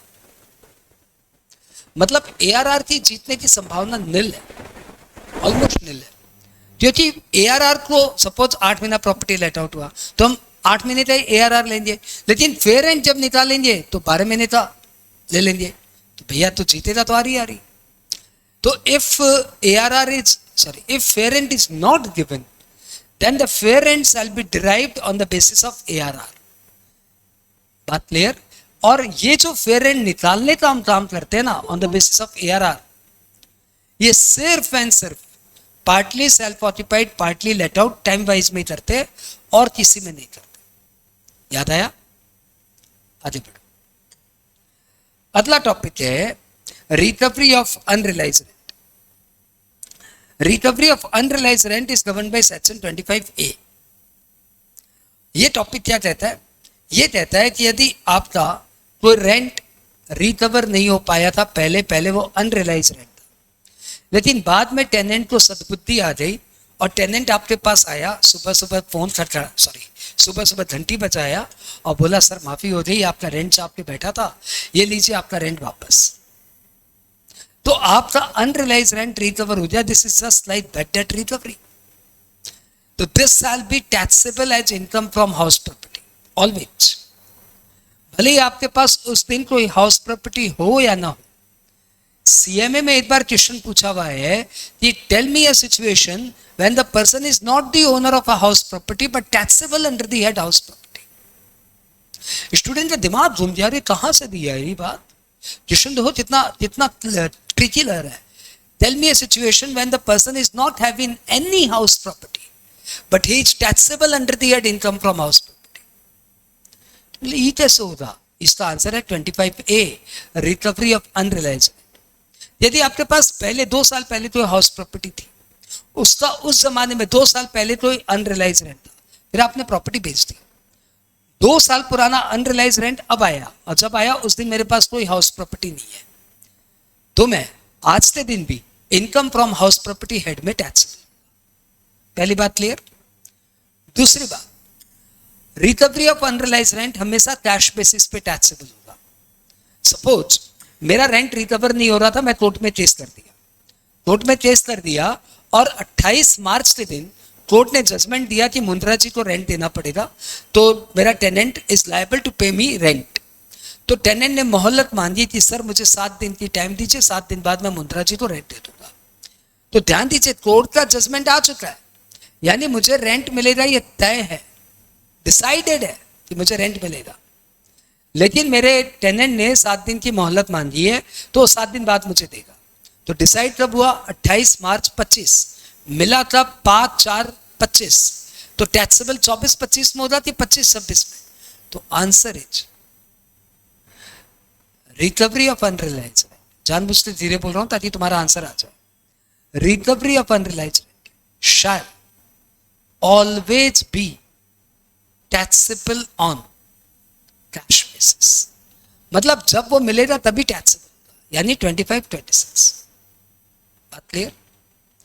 और इस रिकवरी ऑफ अनरियलाइज्ड रेंट से कोई एक्सपेंडिचर अलाउड नहीं होता, what ever be the expenditure, भले ही आपका लीगल एक्सपेंडिचर हो, कोर्ट में रिकवरी का खर्चा हो, कुछ भी अलाउड नहीं होता।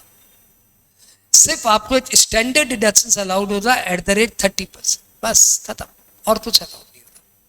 तो भैया 3 बातें ध्यान रखना, taxable on cash basis, always taxable under the head income from house property, and last one, कोई एक्सपेंडिचर अलाउड नहीं होता एक्सेप्ट स्टैंडर्ड डिडक्शंस। जैसा रिकवरी ऑफ अनरियलाइज्ड रेंट है वैसा था वैसा ही recovery of arrear rent,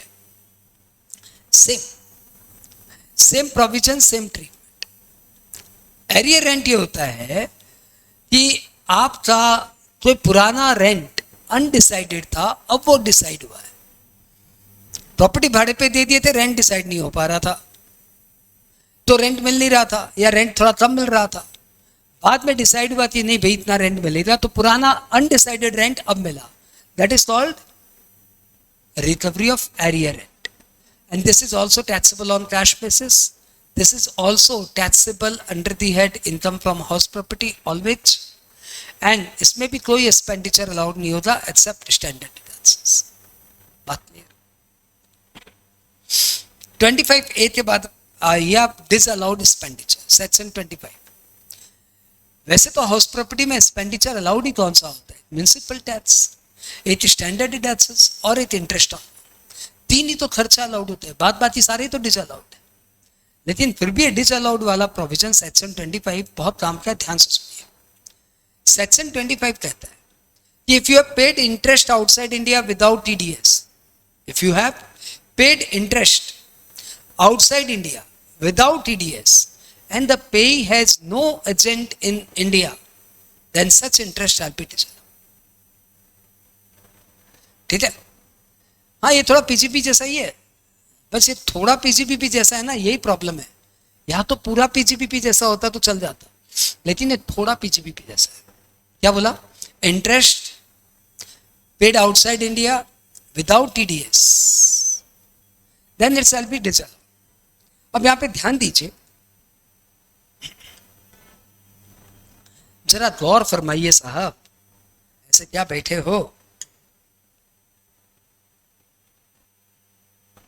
payable out of India, payable out of India on which tax has not been paid or deducted and the payee has no agent in India, तो वो interest disallowed हो जाएगा। अब एक बच्चे के दिमाग में आया कि भाई ये तो पीजीपीपी जैसा है, तो एक बार चेक करो पीजीपीपी में क्या था और कहाँ डिफरेंस है। पीजीपीपी के सेक्शन 40A में था कि any payment made outside India or to a non resident without TDS then 100% in expenditure shall be disallowed. वहां पे ये भी था, नहीं एजेंट वाली बात वहां पे भी थी, वहां पे ये भी था कि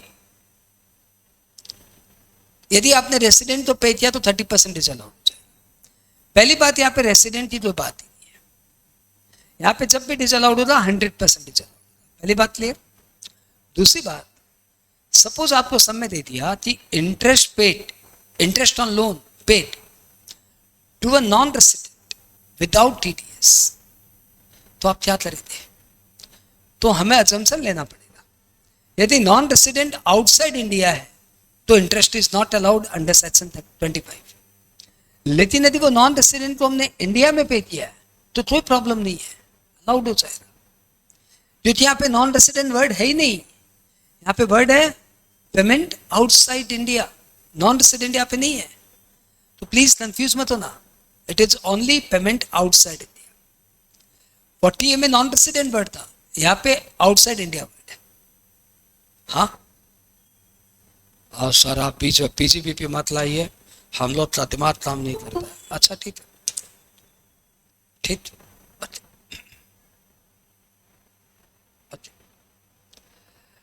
there is nothing like confusing man. Aniket, take it simple. जब आप अपने दिमाग को कंफ्यूजिंग बोलते हो ना, तो दिमाग मेरी बात नहीं सुन के आपकी बात एक्सेप्ट कर लेता है और वो लास्ट मोमेंट तक बोलेगा इट इज कंफ्यूजिंग। तो मेरी लगे कंफ्यूजिंग ना, तो rather than use a positive word कि सर एक बार और बता दीजिए, मजा आ रहा है, तो मैं एक बार और बता दूंगा। परंतु अपने दिमाग को कभी नेगेटिव मैसेज मत दीजिए। ये सब मैंने इन दिनों में सीखा है, तो मैं इन दिनों में आपको बता रहा हूँ निकेत सर, आप इन बातों को, हम लोग तो महत्व ही नहीं देते, लेकिन सारी रिच कम्युनिटी और सारे स्पोर्ट्स पर्सन इन सब बातों को बहुत महत्व देते हैं। They don't talk negative. हम लोग तो आपस में गाली गलौज से बात करते हैं। मैं मॉर्निंग वॉक करने जाता हूँ तो विक्टोरिया जैसे माहौल में भी कुछ लोग आ जाते हैं जो दे डैश डैश डैश बातें करते हैं। मेरा तो आज मन किया कि उनको बोलूँ भाई साहब क्या कर रहे हो, आप अपना कितना बुरा कर रहे हो आपको नहीं पता, लेकिन फिर मेरी सद्बुद्धि चलती, मैंने उनसे तो उलझा नहीं, मैं थोड़ा दूर हट के मॉर्निंग वॉक करने लगा। लेकिन प्लीज आप लोग नेगेटिव थॉट, लूज टॉक, गंदगी वाली बातें मिनिमाइज कर दीजिए अपनी लाइफ से, ठीक है। थोड़ा ध्यान हो गया, लेकिन मैं बताऊं आपके एग्जाम के लिए वेलफेयर में था, इसलिए मैंने आपको मना दिया। तो बात इतनी सी है ना यार, इतनी सी तो बात है। जितना लॉ ने बोला उतना ही मानो ना, मेरी बात क्यों सुन रहे हो। लॉ ने बोला interest paid outside India without TDS is disallowed if the pair is not resident in India. मैंने खाली एक रिमाइंडर दिया कि देखो यहाँ पे नॉन रेसिडेंट वर्ड नहीं है, यहाँ पे खाली आउटसाइड इंडिया। बात क्लियर। तो जब जब इंटरेस्ट आउटसाइड इंडिया पेमेंट होगा विदाउट टीडीएस, तो वो इंटरेस्ट डिसअलाउड होगा, चाहे रेसिडेंट को पेमेंट हो चाहे नॉन रेसिडेंट को पेमेंट हो। 40A में क्या था, रेसिडेंट को पे किया तो 30% डिसअलाउड, नॉन रेसिडेंट को पे किया तो 100% डिसअलाउड। वो 40A का झमेला है। हाउस प्रॉपर्टी सिंपल है, इंडिया में पे किया 100% अलाउड, इंडिया के बाहर पे किया 100% डिसअलाउड, विदाउट टीडीएस होगा, बस सिंपल। होप ये सिंपल है। नहीं Aniket, key word is here outside India not NR, क्योंकि एनआर तो यहाँ पे वर्ड ही नहीं है। क्लियर, नाइस नाइस, आगे बढ़े।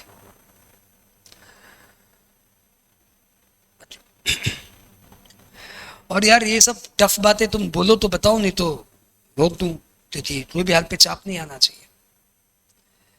और भैया ये हो गया अब अपना 25 डिसअलाउड एक्सपेंडिचर। अब एक चीज और सीख लो, house property not liable to pay tax. यदि 4-5 एग्जाम्पल्स पूछ ले तो पूछ सकता है write a short note on exempted house property, या write a short note on house property which are not taxable. तो एक पॉइंट तो आपके पास है, the house property which is used for own business is non taxable. उसके बाद तो आप सेल्फ ऑक्यूपाइड अनऑक्यूपाइड में चले जाएंगे, जबकि आंसर वो है नहीं। आंसर है ये सब। फार्म हाउस की house property normally not taxable, क्योंकि फार्म हाउस की इनकम एग्रो इनकम मानी जाती है। एक official residence of x ruler exempted है, पुराने राजा महाराजाओं का एक महल उनकी चॉइस पे एग्जेम्प्टेड है। लोकल अथॉरिटी की हाउस प्रॉपर्टी पे टैक्स नहीं लगता, साइंटिफिक रिसर्च इंस्टीट्यूशन की प्रॉपर्टी पे टैक्स नहीं लगता, एजुकेशनल इंस्टीट्यूट की प्रॉपर्टी पे टैक्स नहीं लगता, हॉस्पिटल की प्रॉपर्टी पे टैक्स नहीं लगता, ट्रेड यूनियन की प्रॉपर्टी पे टैक्स नहीं लगता, पॉलिटिकल पार्टी की प्रॉपर्टी पे टैक्स नहीं लगता, चैरिटेबल ट्रस्ट की प्रॉपर्टी पे टैक्स नहीं लगता, ओन बिजनेस और प्रोफेशन में जो प्रॉपर्टी यूज हो रही है उस पर टैक्स नहीं लगता, और रेसिडेंट ऑफ लद्दाख की हाउस प्रॉपर्टी पे टैक्सेबल पे रेसिडेंट की लद्दाख के रेसिडेंट की हाउस प्रॉपर्टी पे टैक्स। अच्छा बहुत टफ लग रहा है तो अच्छा इजी करूं तो इजी कर लो। साइंटिफिक रिसर्च इंस्टीट्यूशन याद रहेगा, हॉस्पिटल याद रहेगा, एजुकेशन याद रहेगा, ट्रेड यूनियन याद रहेगा, और चैरिटेबल ट्रस्ट याद रहेगा, पॉलिटिकल पार्टी याद रहेगा, लोकल अथॉरिटी याद रहेगा। इन सब की प्रॉपर्टी पे टैक्स नहीं लगता भाई। बात क्लियर। और एक बता दूं, वो तुम्हें याद रहेगा, इसमें भी नहीं है, क्लब की हाउस प्रॉपर्टी पे टैक्स नहीं लगता। If you have a club और क्लब की हाउस प्रॉपर्टी है तो क्लब की हाउस प्रॉपर्टी पे टैक्स नहीं लगता। तो I hope you enjoyed it. अच्छा, यदि हमने हाउस प्रॉपर्टी अपने एम्प्लॉय को लेट आउट कर दिया है तो बताइए क्या करें। तो भैया हाउस प्रॉपर्टी यदि अपने एम्प्लॉय को लेट आउट किया है तो it seems that it is used for business purpose. क्योंकि मैं अपनी प्रॉपर्टी अपने एम्प्लॉय को क्यों दूंगा भाई, ताकि वो मेरे यहाँ कंटिन्यूअस जॉब करे। मेरा जॉब छोड़ने का सोचेगा तो 2 बार सोचना पड़ेगा कि भाई जॉब भी जाएगा हाथ से, भाई घर भी जाएगा हाथ से। तो मैं अपने एम्प्लॉय को हाउस प्रॉपर्टी तभी देता हूं जब मुझे लगता है कि वो मेरे बिजनेस को भी सपोर्ट करेगा। इसलिए मेरे हिसाब से वो टैक्सेबल होगा अंडर दी हेड पीजीबीपी, और पीजीबीपी के सारे प्रोविजन उस पर अप्लाई होंगे, हाउस प्रॉपर्टी के प्रोविजंस अप्लाई नहीं होंगे। बात क्लियर। अच्छा,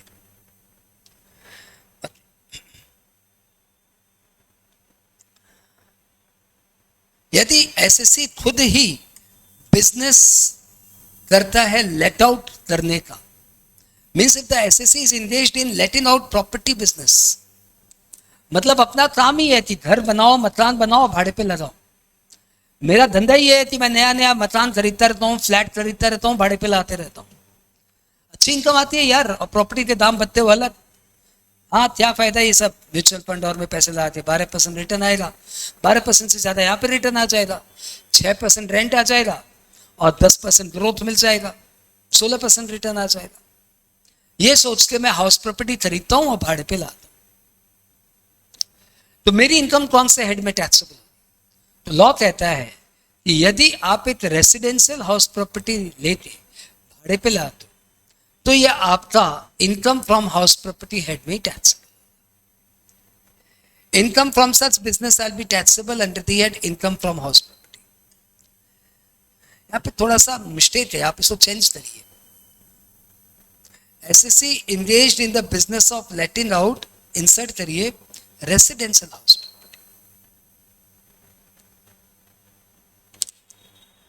यदि आप पूरा कॉम्प्लेक्स बनाते, मॉल बनाते, मॉल भाड़े पे देते हो, कमर्शियल प्रॉपर्टी भाड़े पे देते हो, तो उसके ऊपर ये प्रोविजन अप्लाई नहीं होता। यदि आप रेसिडेंशियल प्रॉपर्टी बना के भाड़े पे देते हो तो उसके ऊपर ये प्रोविजन अप्लाई होता। अरे बनता है भाई, तुम्हें कौन सा पता था? ये बात पता था क्या? If a residential property being let out as a business, it shall be taxable under the head income from house property. If commercial property let out as a business, this provision is not applicable. बात clear? Foreign property India में taxable होगी या नहीं होगी? तो भाई साहब, foreign property India में टैक्सेबल होगी यदि रेंट इंडिया में रिसीव होगा तो, और या फिर SSC is ordinarily resident. SSC ordinarily resident होगा तो फॉरेन प्रॉपर्टी टैक्सेबल होगी, और यदि एसएससी का रेंट इंडिया में रिसीव हो रहा है तो फॉरेन प्रॉपर्टी टैक्सेबल होगी। बच्चे को थोड़ा सा लेट आउट वाले में, बिजनेस वाले में डिफरेंस समझना है। भाई साहब, बातें बहुत सिंपल है, आप प्लीज फोकस करिए। यदि आपकी प्रॉपर्टी लेट आउट का बिजनेस है तो हम बस इतनी सी बात पूछेंगे कि आप रेसिडेंशियल प्रॉपर्टी लेट आउट कर दो या कमर्शियल प्रॉपर्टी लेट आउट कर दो। यदि आप रेसिडेंशियल प्रॉपर्टी लेट आउट कर दो, it is taxable under the head income from house. This, यदि ये आपका सोल बिजनेस है तो ये पीजीपीपी हेड में आएगा, और यदि आपका ये साइड बिजनेस है तो इनकम फ्रॉम हाउस प्रॉपर्टी। ठीक है, आप स्क्रीनशॉट ले लीजिए इसका। ठीक है, फिर अंगूठा दिखा दो, क्योंकि बहुत जन को ये बात भी नहीं पता था। ठीक है, चलो आगे बढ़ते। अरे मुझे तो पता ही है, तुम्हें क्या पता है क्या नहीं पता है, तुम क्या बताओगे मुझे?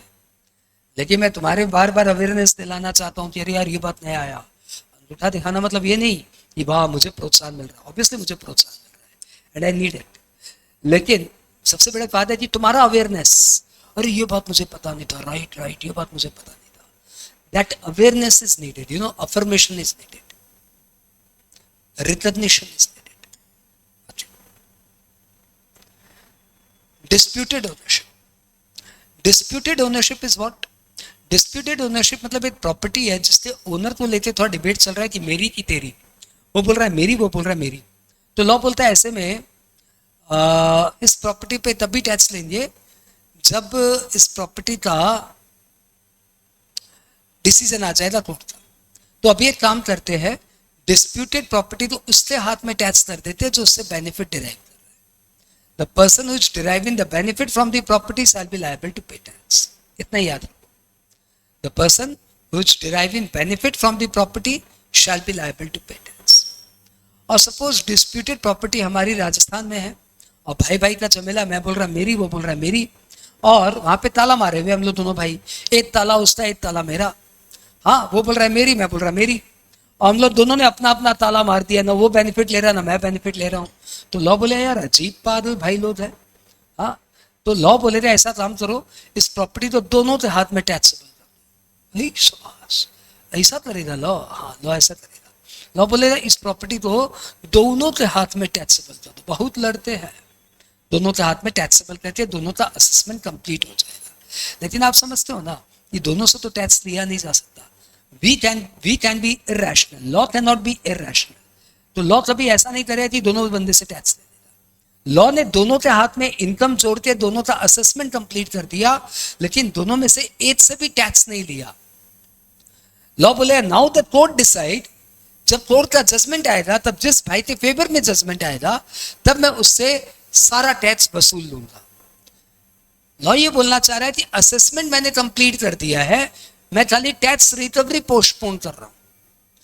মানে আমার দিয়ে কাজ হয়ে যাচ্ছে, এবারে যখনই কোর্ট বলবে আমি টাকা রিকভার করে নিব।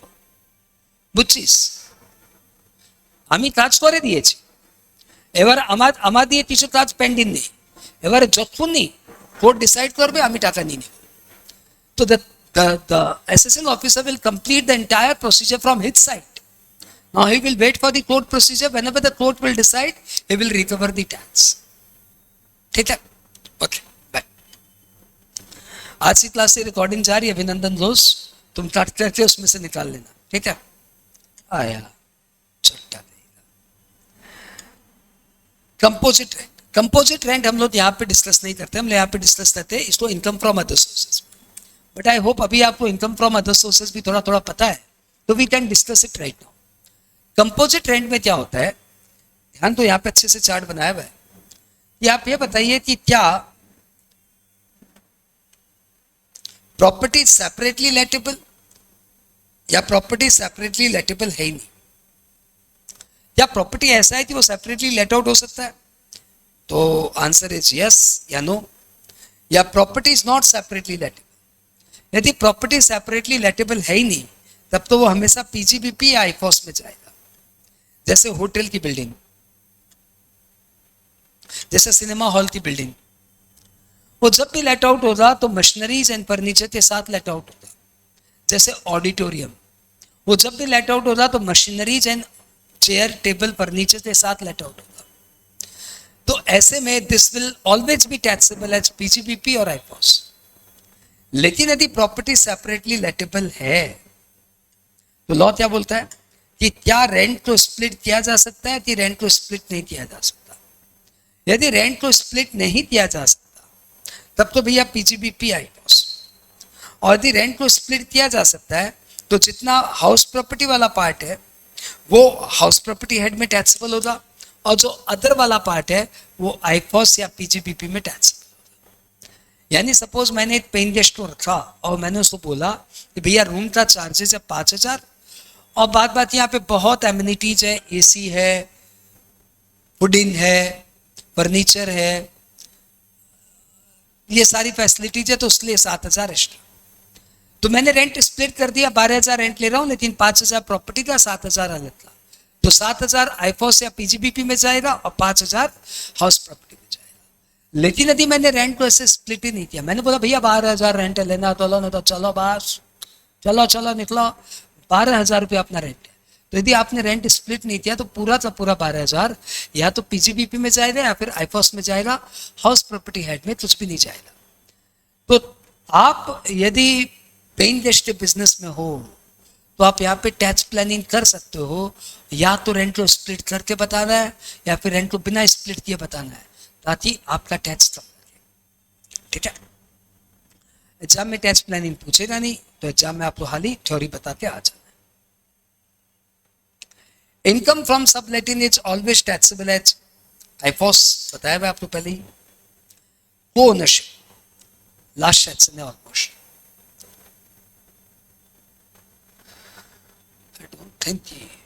Okay, co-ownership. What is co-ownership? एक ही प्रॉपर्टी के एक से ज्यादा ओनर है। मतलब एक प्रॉपर्टी है, उसको मैं जॉइंट नाम पे लिया, मैंने अपनी वाइफ के नाम पे लिया, या मैं और मेरे भाई के नाम पे लिया, ऐसा हो सकता है? हाँ हो सकता है।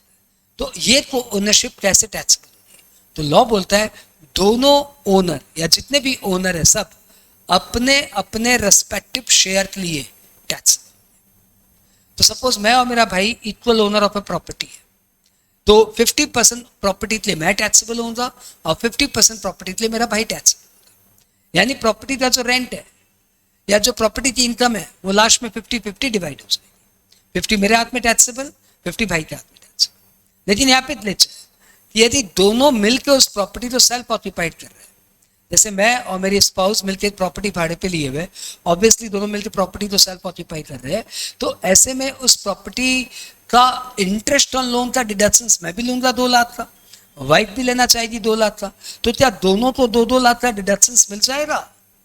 And answer is surprisingly yes. तो ये तो सब बहुत जबरदस्त टैक्स प्लानिंग हो गई। प्रॉपर्टी सेल्फ ऑक्यूपाइड है 1 और डिडक्शंस आप अपनी फैमिली में ले सकते हो 4 लाख। आंसर इज 4 लाख क्यों, 6 लाख भी ले सकते हो। मैं, मेरी वाइफ और मेरा टाबरा 3 नाम से ओनरशिप ले ले तो तीनों तो 2-2 लाख का डिडक्शंस। तो जब भी आप कोई हाई वैल्यू प्रॉपर्टी ले जिसमें आपका सालाना इंटरेस्ट ऑन लोन 2 लाख से ज्यादा है, तो it is always advisable to purchase the property in the name of co ownership, ताकि 2-2 लाख का बेनिफिट पूरी फैमिली में डिस्ट्रीब्यूट हो जाए। ठीक है? अरे अपर लिमिट क्या है, 2-2 लाख रुपए सबको। ओ कितने नंबर ऑफ को ओनर हो सकते हैं? कुछ भी 26 हो सकते हैं, 26 को ओनर हो सकते हैं, 46 भी हो सकते हैं, डिपेंड करता है तेरी प्रॉपर्टी जितनी बड़ी है। एकेडमिक तरह समझा, देयर इज नो लिमिट। तो भाई साहब अल्टीमेटली ये चैप्टर हमारा फिनिश हो गया और मैंने आपको बोला ही था कि आज हाउस प्रॉपर्टी टॉपिक हमारा फिनिश हो जाएगा।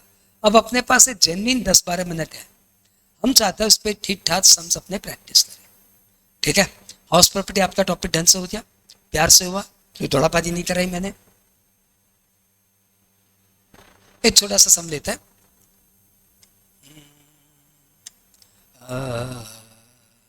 आओ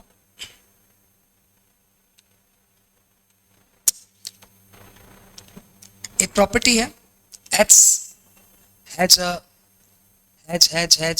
5 हाउस प्रॉपर्टी। तुम बोलो तो 6 कर देता हूं, 6 हाउस प्रॉपर्टी। और सर इसका टैक्स म्यूजिक नहीं सुनाएंगे? अरे सुनाओ, समय मिला तो सुना दो। 1 2 3 4 5 6 HP 1 2 3 4 5 6। कौन है जो अपना बीच बीच में आवाज कर रहा है?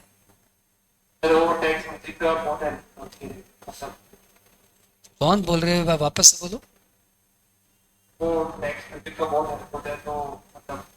ये भी बहुत हेल्पफुल है भाई, तू देख मैं कहाँ जा रहा हूँ, मैं तो हुई तेरे साथ। प्रॉपर्टी यूज फॉर मैं सब करा दूंगा यार, टैक्स म्यूजिक बनाया हूँ तेरे लिए, तेरे लिए जाना, तेरे लिए बनाया हूँ तेरे लिए, तो सुनाऊं दे तो रे तो। और इसको कर देते हैं फॉरेन हाउस प्रॉपर्टी। ठीक है? तो ये सेल्फ ऑक्यूपाइड है आपकी, ये कोलकाता में है, ये मुंबई में है, ये दिल्ली में है, ये चेन्नई में है, ये पंजाब में है और ये दुबई में है। Property clear? Municipal value 30 lakh, 40 lakh, 60 lakh, 50 lakh, 70 lakh, 50 lakh. Fair rent चलो लिख देते 30। Fair rent 40 lakh, 40 lakh, 40 lakh. नहीं दिया हुआ है, नहीं दिया हुआ मतलब क्वेश्चन मार्क है। 50 60 नहीं दिया हुआ है, क्वेश्चन मार्क है। और 60 एक्चुअल रेंट रिसीवेबल नील नील। यहाँ पे 5 लाख पर मंथ के हिसाब से फॉर 8 मंथ्स। नहीं, यहाँ पे 30 लाख, 5 लाख पर मंथ के हिसाब से फॉर 8 मंथ्स। ठीक है? और यहाँ पे हो गया लेट आउट पंजाब, यहाँ पे 6 लाख पर मंथ के हिसाब से फॉर 10 मंथ्स और यहाँ पे 70 लाख। म्युनिसिपल टैक्स 10% सब में, और इंटरेस्ट ऑन लोन है 4 लाख सब में।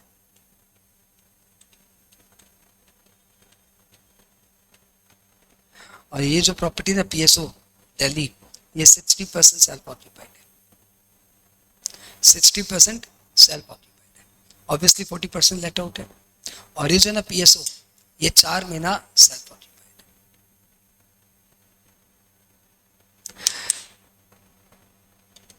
एक लाइन और लिख लेते हैं, रिकवरी ऑफ एरियर रेंट, अभी बनाना है 15 मिनट के अंदर, ध्यान देना। Recovery of arrear rent at the rate कितना, 2 लाख पर मंथ, बीच 10 लाख, ठीक है। लीगल एक्सपेंडिचर 4 लाख, तो लीगल एक्सपेंडिचर लगा है 4 लाख रिकवर करने। सम क्लियर है सबको? हाँ, सन का एक स्क्रीनशॉट ले लो, उसके बाद अपने सम को साथ में बनाते हैं। हार्डली 10-12-15 मिनट लगेगा, सब बना दूंगा।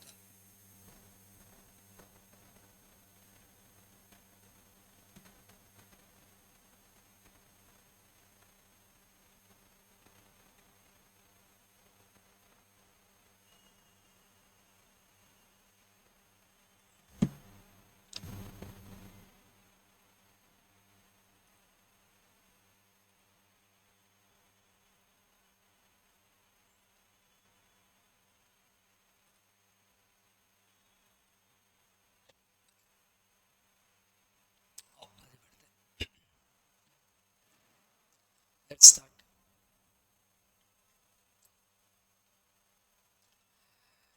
यहाँ पे सबसे पहले ना जजमेंट काम आता है। जजमेंट बहुत फास्ट लेना पड़ता है। यदि आपको सम को 15 मिनट में सॉल्व करना है तो काफी जजमेंट आपके मन के मन में ही हो जाते हैं। जैसे पहला जजमेंट लेना है कि इसमें से मैं कौन सी प्रॉपर्टी को सेल्फ ऑक्यूपाइड मानने वाला हूं। तो मुझे लगता है मैं इसमें से ये प्रॉपर्टी का जीएवी ज्यादा जाने वाला है, तो मैं इसको सेल्फ ऑक्यूपाइड मानने वाला हूं। और यहां पे इस यूनिट ए का सेल्फ ऑक्यूपाइड, नहीं यूनिट ए से ज्यादा तो इसी का आएगा। चलो देख लेते हैं। पहले अपने क्या करते हैं, इस पार्टली सेल्फ ऑक्यूपाइड प्रॉपर्टी 3 का यूनिट ए यूनिट बी कर देते हैं। HP3 वर्किंग चल रहा है, unit A unit B. Data है आपके पास? यस है। म्युनिसिपल वैल्यू बताइए सर। म्युनिसिपल वैल्यू हमारे पास 60 लाख, तो यूनिट ए 60% सेल्फ ऑक्यूपाइड और यूनिट बी लेट आउट 40%। तो 60 लाख का 60% 36 लाख 24 लाख। फेयर एंड 40 लाख है, 24 लाख 16 लाख। ARR यहाँ तो आएगा ही नहीं, सिर्फ लेट आउट में आएगा 30 लाख, ठीक है। और इंटरेस्ट ऑन लोन तो 4 लाख है ना, 2 लाख, नहीं 2.4 लाख 1.6 लाख। तो ये डिटेल आ गया। म्युनिसिपल टैक्स 10% और 10% 10% ही रहेगा, ठीक है। तो आप यहाँ पे देख सकते हो, तो इस प्रॉपर्टी की जीएवी आ रही है 40 लाख, जीएवी आ रही है 40 लाख। इस प्रॉपर्टी की जीएवी आ रही है 44.44। सबको क्लियर? 44.44 कहां से आया? अरे बताओ 44.44 कहां से आया? क्लियर है? ये तो बताएंगे नहीं, मुझे ही पता लाना पड़ेगा। 44.44 कहां से आया? क्लियर है? नहीं होती कोई बात नहीं। तो ये प्रॉपर्टी मेट्रो सिटी में है। हाँ, ये म्युनिसिपल वैल्यू दिया हुआ है, यानी नेट म्युनिसिपल वैल्यू है। आपको इसको ग्रॉस म्युनिसिपल वैल्यू में कन्वर्ट करना पड़ेगा। वाटर टैक्स सीवरेज टैक्स दिया हुआ नहीं है, तो 90% of municipal value equal to gross municipal value. तो म्युनिसिपल वैल्यू कितना है? 90% of gross municipal value equal to municipal value. तो जीएमवी कितना है, म्युनिसिपल वैल्यू कितना है? Municipal value 40 lakh, 40 lakh divided by 90% करिए, ये आ जाएगा 44.4 आ गया। तो भैया ये 44.44 करके इमेजिन करिए। अब देखिए आपको जीएवी नजर आ रहा है 44.44। अब आगे बढ़िए। वैसे ही इस प्रॉपर्टी का ये सेल्फ ऑक्यूपाइड है, this is another self occupied house property, इसका भी जीएवी आपको देखना चाहिए। तो इसका जीएवी कितना आ रहा है? तो सर इसका जीएवी आ रहा है 40 लाख। इसका जीएवी आ रहा है 40 लाख। अरे हाँ बोलिए। तो अब आपको जजमेंट लेना है कहां से है 40 लाख, क्लियर है ना? अरे म्युनिसिपल वैल्यू 36 है ना भाई, कितनी बार बताऊं, कितनी बार बताऊं, तू ही बता। सर एक बार और बताइए, ले बस।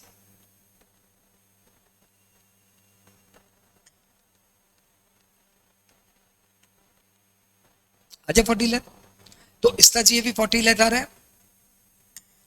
तो भैया अब ये देखो ना, ये तो पता है कि इसकी जीएवी हायर है, तो इसको तो सेल्फ ऑक्यूपाइड मानना ही है। आप दो प्रॉपर्टी तो सेल्फ ऑक्यूपाइड मान सकते हो। इसका जीएवी भी 40 है, इसका भी जीएवी 40 है, और इसका जीएवी भी 40 है। 40-40 टाई हो गया। तो बताओ किसको सेल्फ ऑक्यूपाइड माने? तो मैं बोलूंगा आप इसको सेल्फ ऑक्यूपाइड मत मानिए, इसको लेट आउट मानिए। क्यों? क्योंकि भाई इंटरेस्ट ऑन लोन यहाँ पे 4 लाख का डिडक्शन मिल जाएगा लेट आउट मानने से, और इसको लेट आउट मान लिया तो इंटरेस्ट ऑन लोन का डिडक्शन 2.4 मिलेगा। तो बताओ 2.4 का इंटरेस्ट ऑन लोन क्लेम करना चाहते हो कि 4 लाख का क्लेम करना चाहते हो? 4 लाख का क्लेम करना चाहते हो।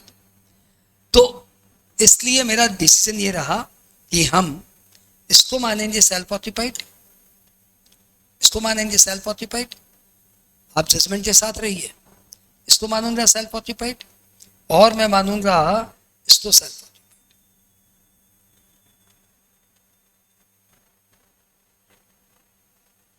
आप लोग हाँ बोल दो तो आगे बढ़ जाता हूं।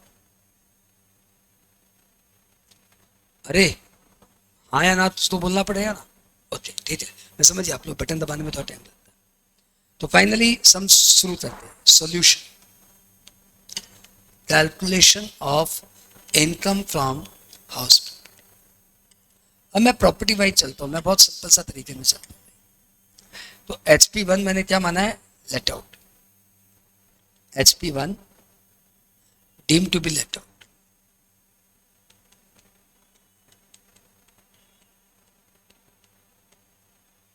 GAV 40 है। म्युनिसिपल टैक्स 10% ऑफ NAV, और NAV उसका है NMV उसका 30 है।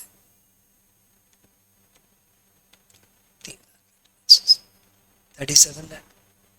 24A 30%, 37 का 30% निकालना भाई 11.1। 24B interest on loan 4 lakh, तो 37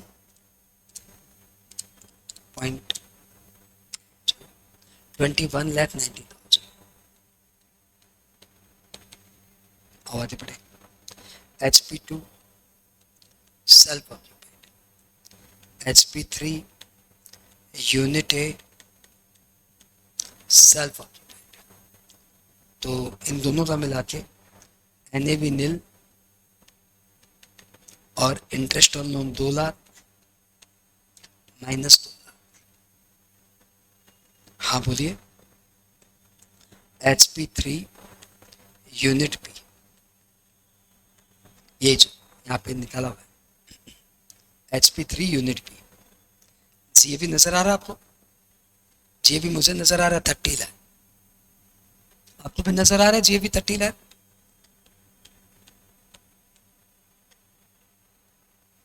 GAV 30 लाख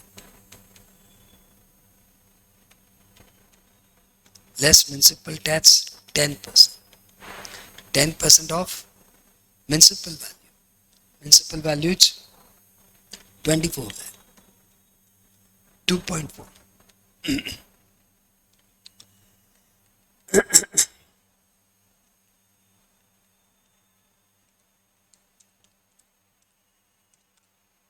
8.28 और इंटरेस्ट ऑन लोन 1.6।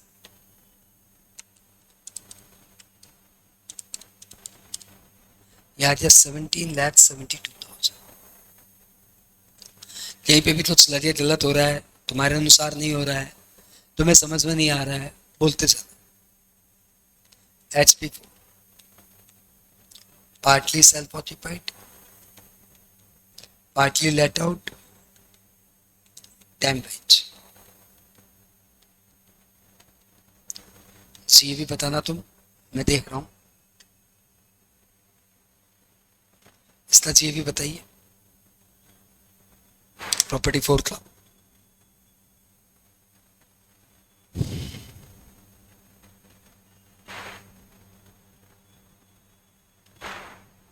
वेट इन।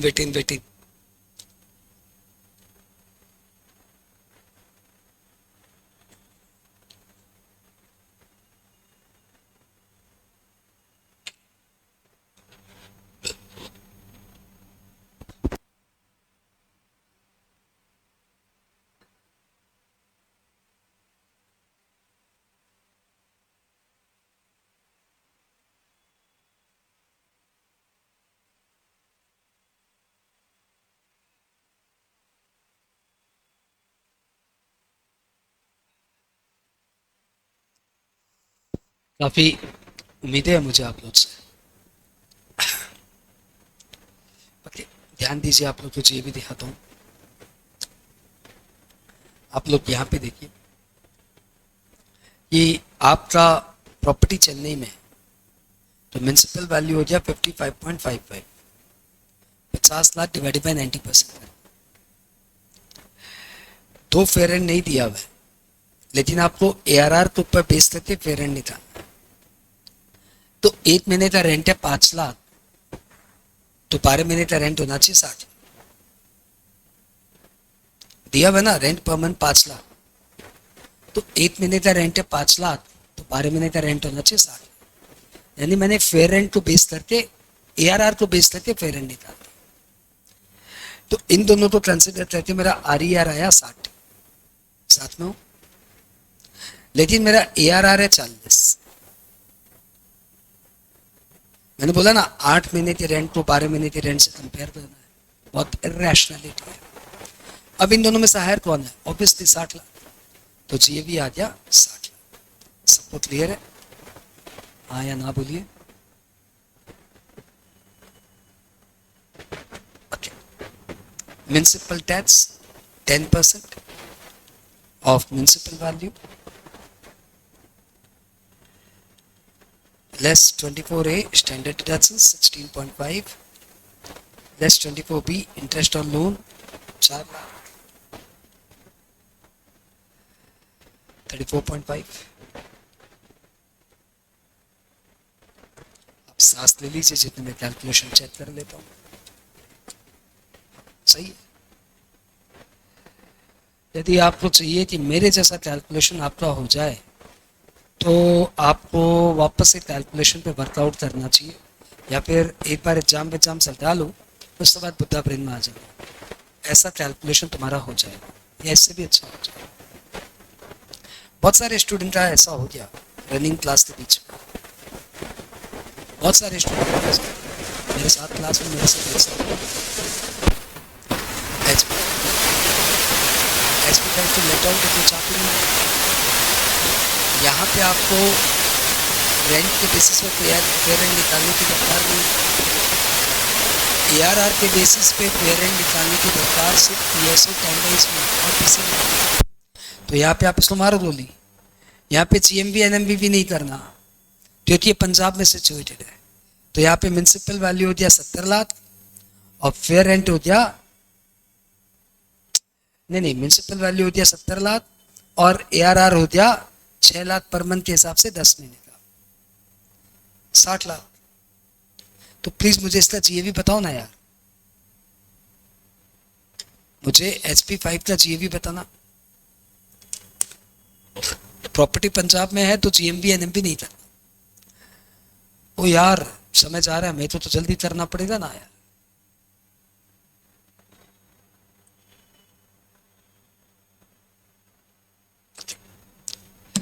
तो मैं करता हूं यहाँ पे, आपका RER आया 70 लाख, ARR आया 60 लाख, ठीक है। RER आया 70 लाख, ARR आया 6 लाख पर मंथ के हिसाब से 60 लाख। लेकिन आपका प्रॉपर्टी 10 महीना लेट आउट हुआ, 2 महीना वेकेंट था। 10 महीना लेट आउट हुआ मतलब 2 महीना वेकेंट था। यदि ये 2 महीना वैकेंसी नहीं होती तो यहाँ पे रेंट आता 72 लाख। अरे 6 into 12 72 लाख। यानी स्टेप 2 स्टेप 1 से लेस है ड्यू टू वैकेंसी। वैकेंसी नहीं होता तो ये ज्यादा होता, 72 लाख होता। In that case step 2 will be treated as GAV, यानी GAV सैलरी 60 लाख। समझ में आया? ये वापस समझो। वेट इन।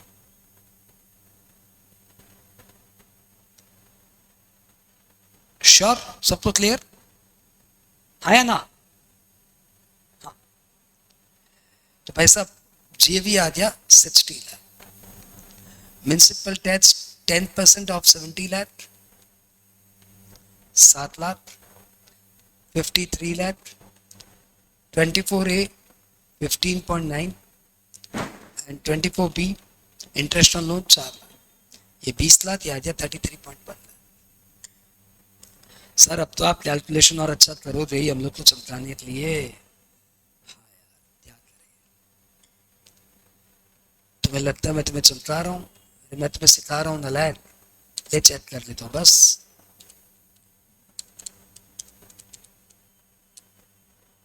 Right, HP6 foreign house property है।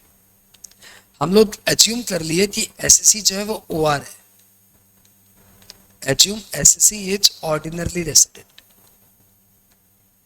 तो जी सेल्फ ऑक्यूपाइड प्रॉपर्टी दोनों की दोनों इंडिया में है, तो मतलब इंडिया में ही रहता है। सही एजम्पशन लिया ना मैंने। GAV सर यहाँ पे NMV GMV होगा नहीं, यहाँ पे ये तो 4 सिटी थोड़ी है। तो 50 लाख 60 लाख, यहाँ पे RER आ जाए 60 लाख और ARR आ जाए 70 लाख। तो GAV apparently 70 lakh. Municipal tax 10% of 50 lakh 65 lakh। 24A standard taxes is the 30% और 24B interest on loan 4 lakh. तो ये आ जाए 23.5। तो 65 माइनस 23.5 ये आ जाए 41,50,000। अच्छा अब आ जाए रिकवरी ऑफ अनरियलाइज रेंट। भूलना मत, इसी सम का तो पार्ट है। तो recovery of unrealise rent last में और ऐड कर दीजिए। कितना है? 10 लाख। Legal expenditure 4 lakh. मुझे लीगल एक्सपेंडिचर से कोई मतलब ही नहीं है। 10 lakh less standard deductions. Standard deductions 30%। आपकी इनकम फ्रॉम हाउस प्रॉपर्टी बताइए। 21.9 minus 2 plus 17.72 plus 34.5 plus 33.1 plus 41.5 plus 1 crore 53 lakh 72।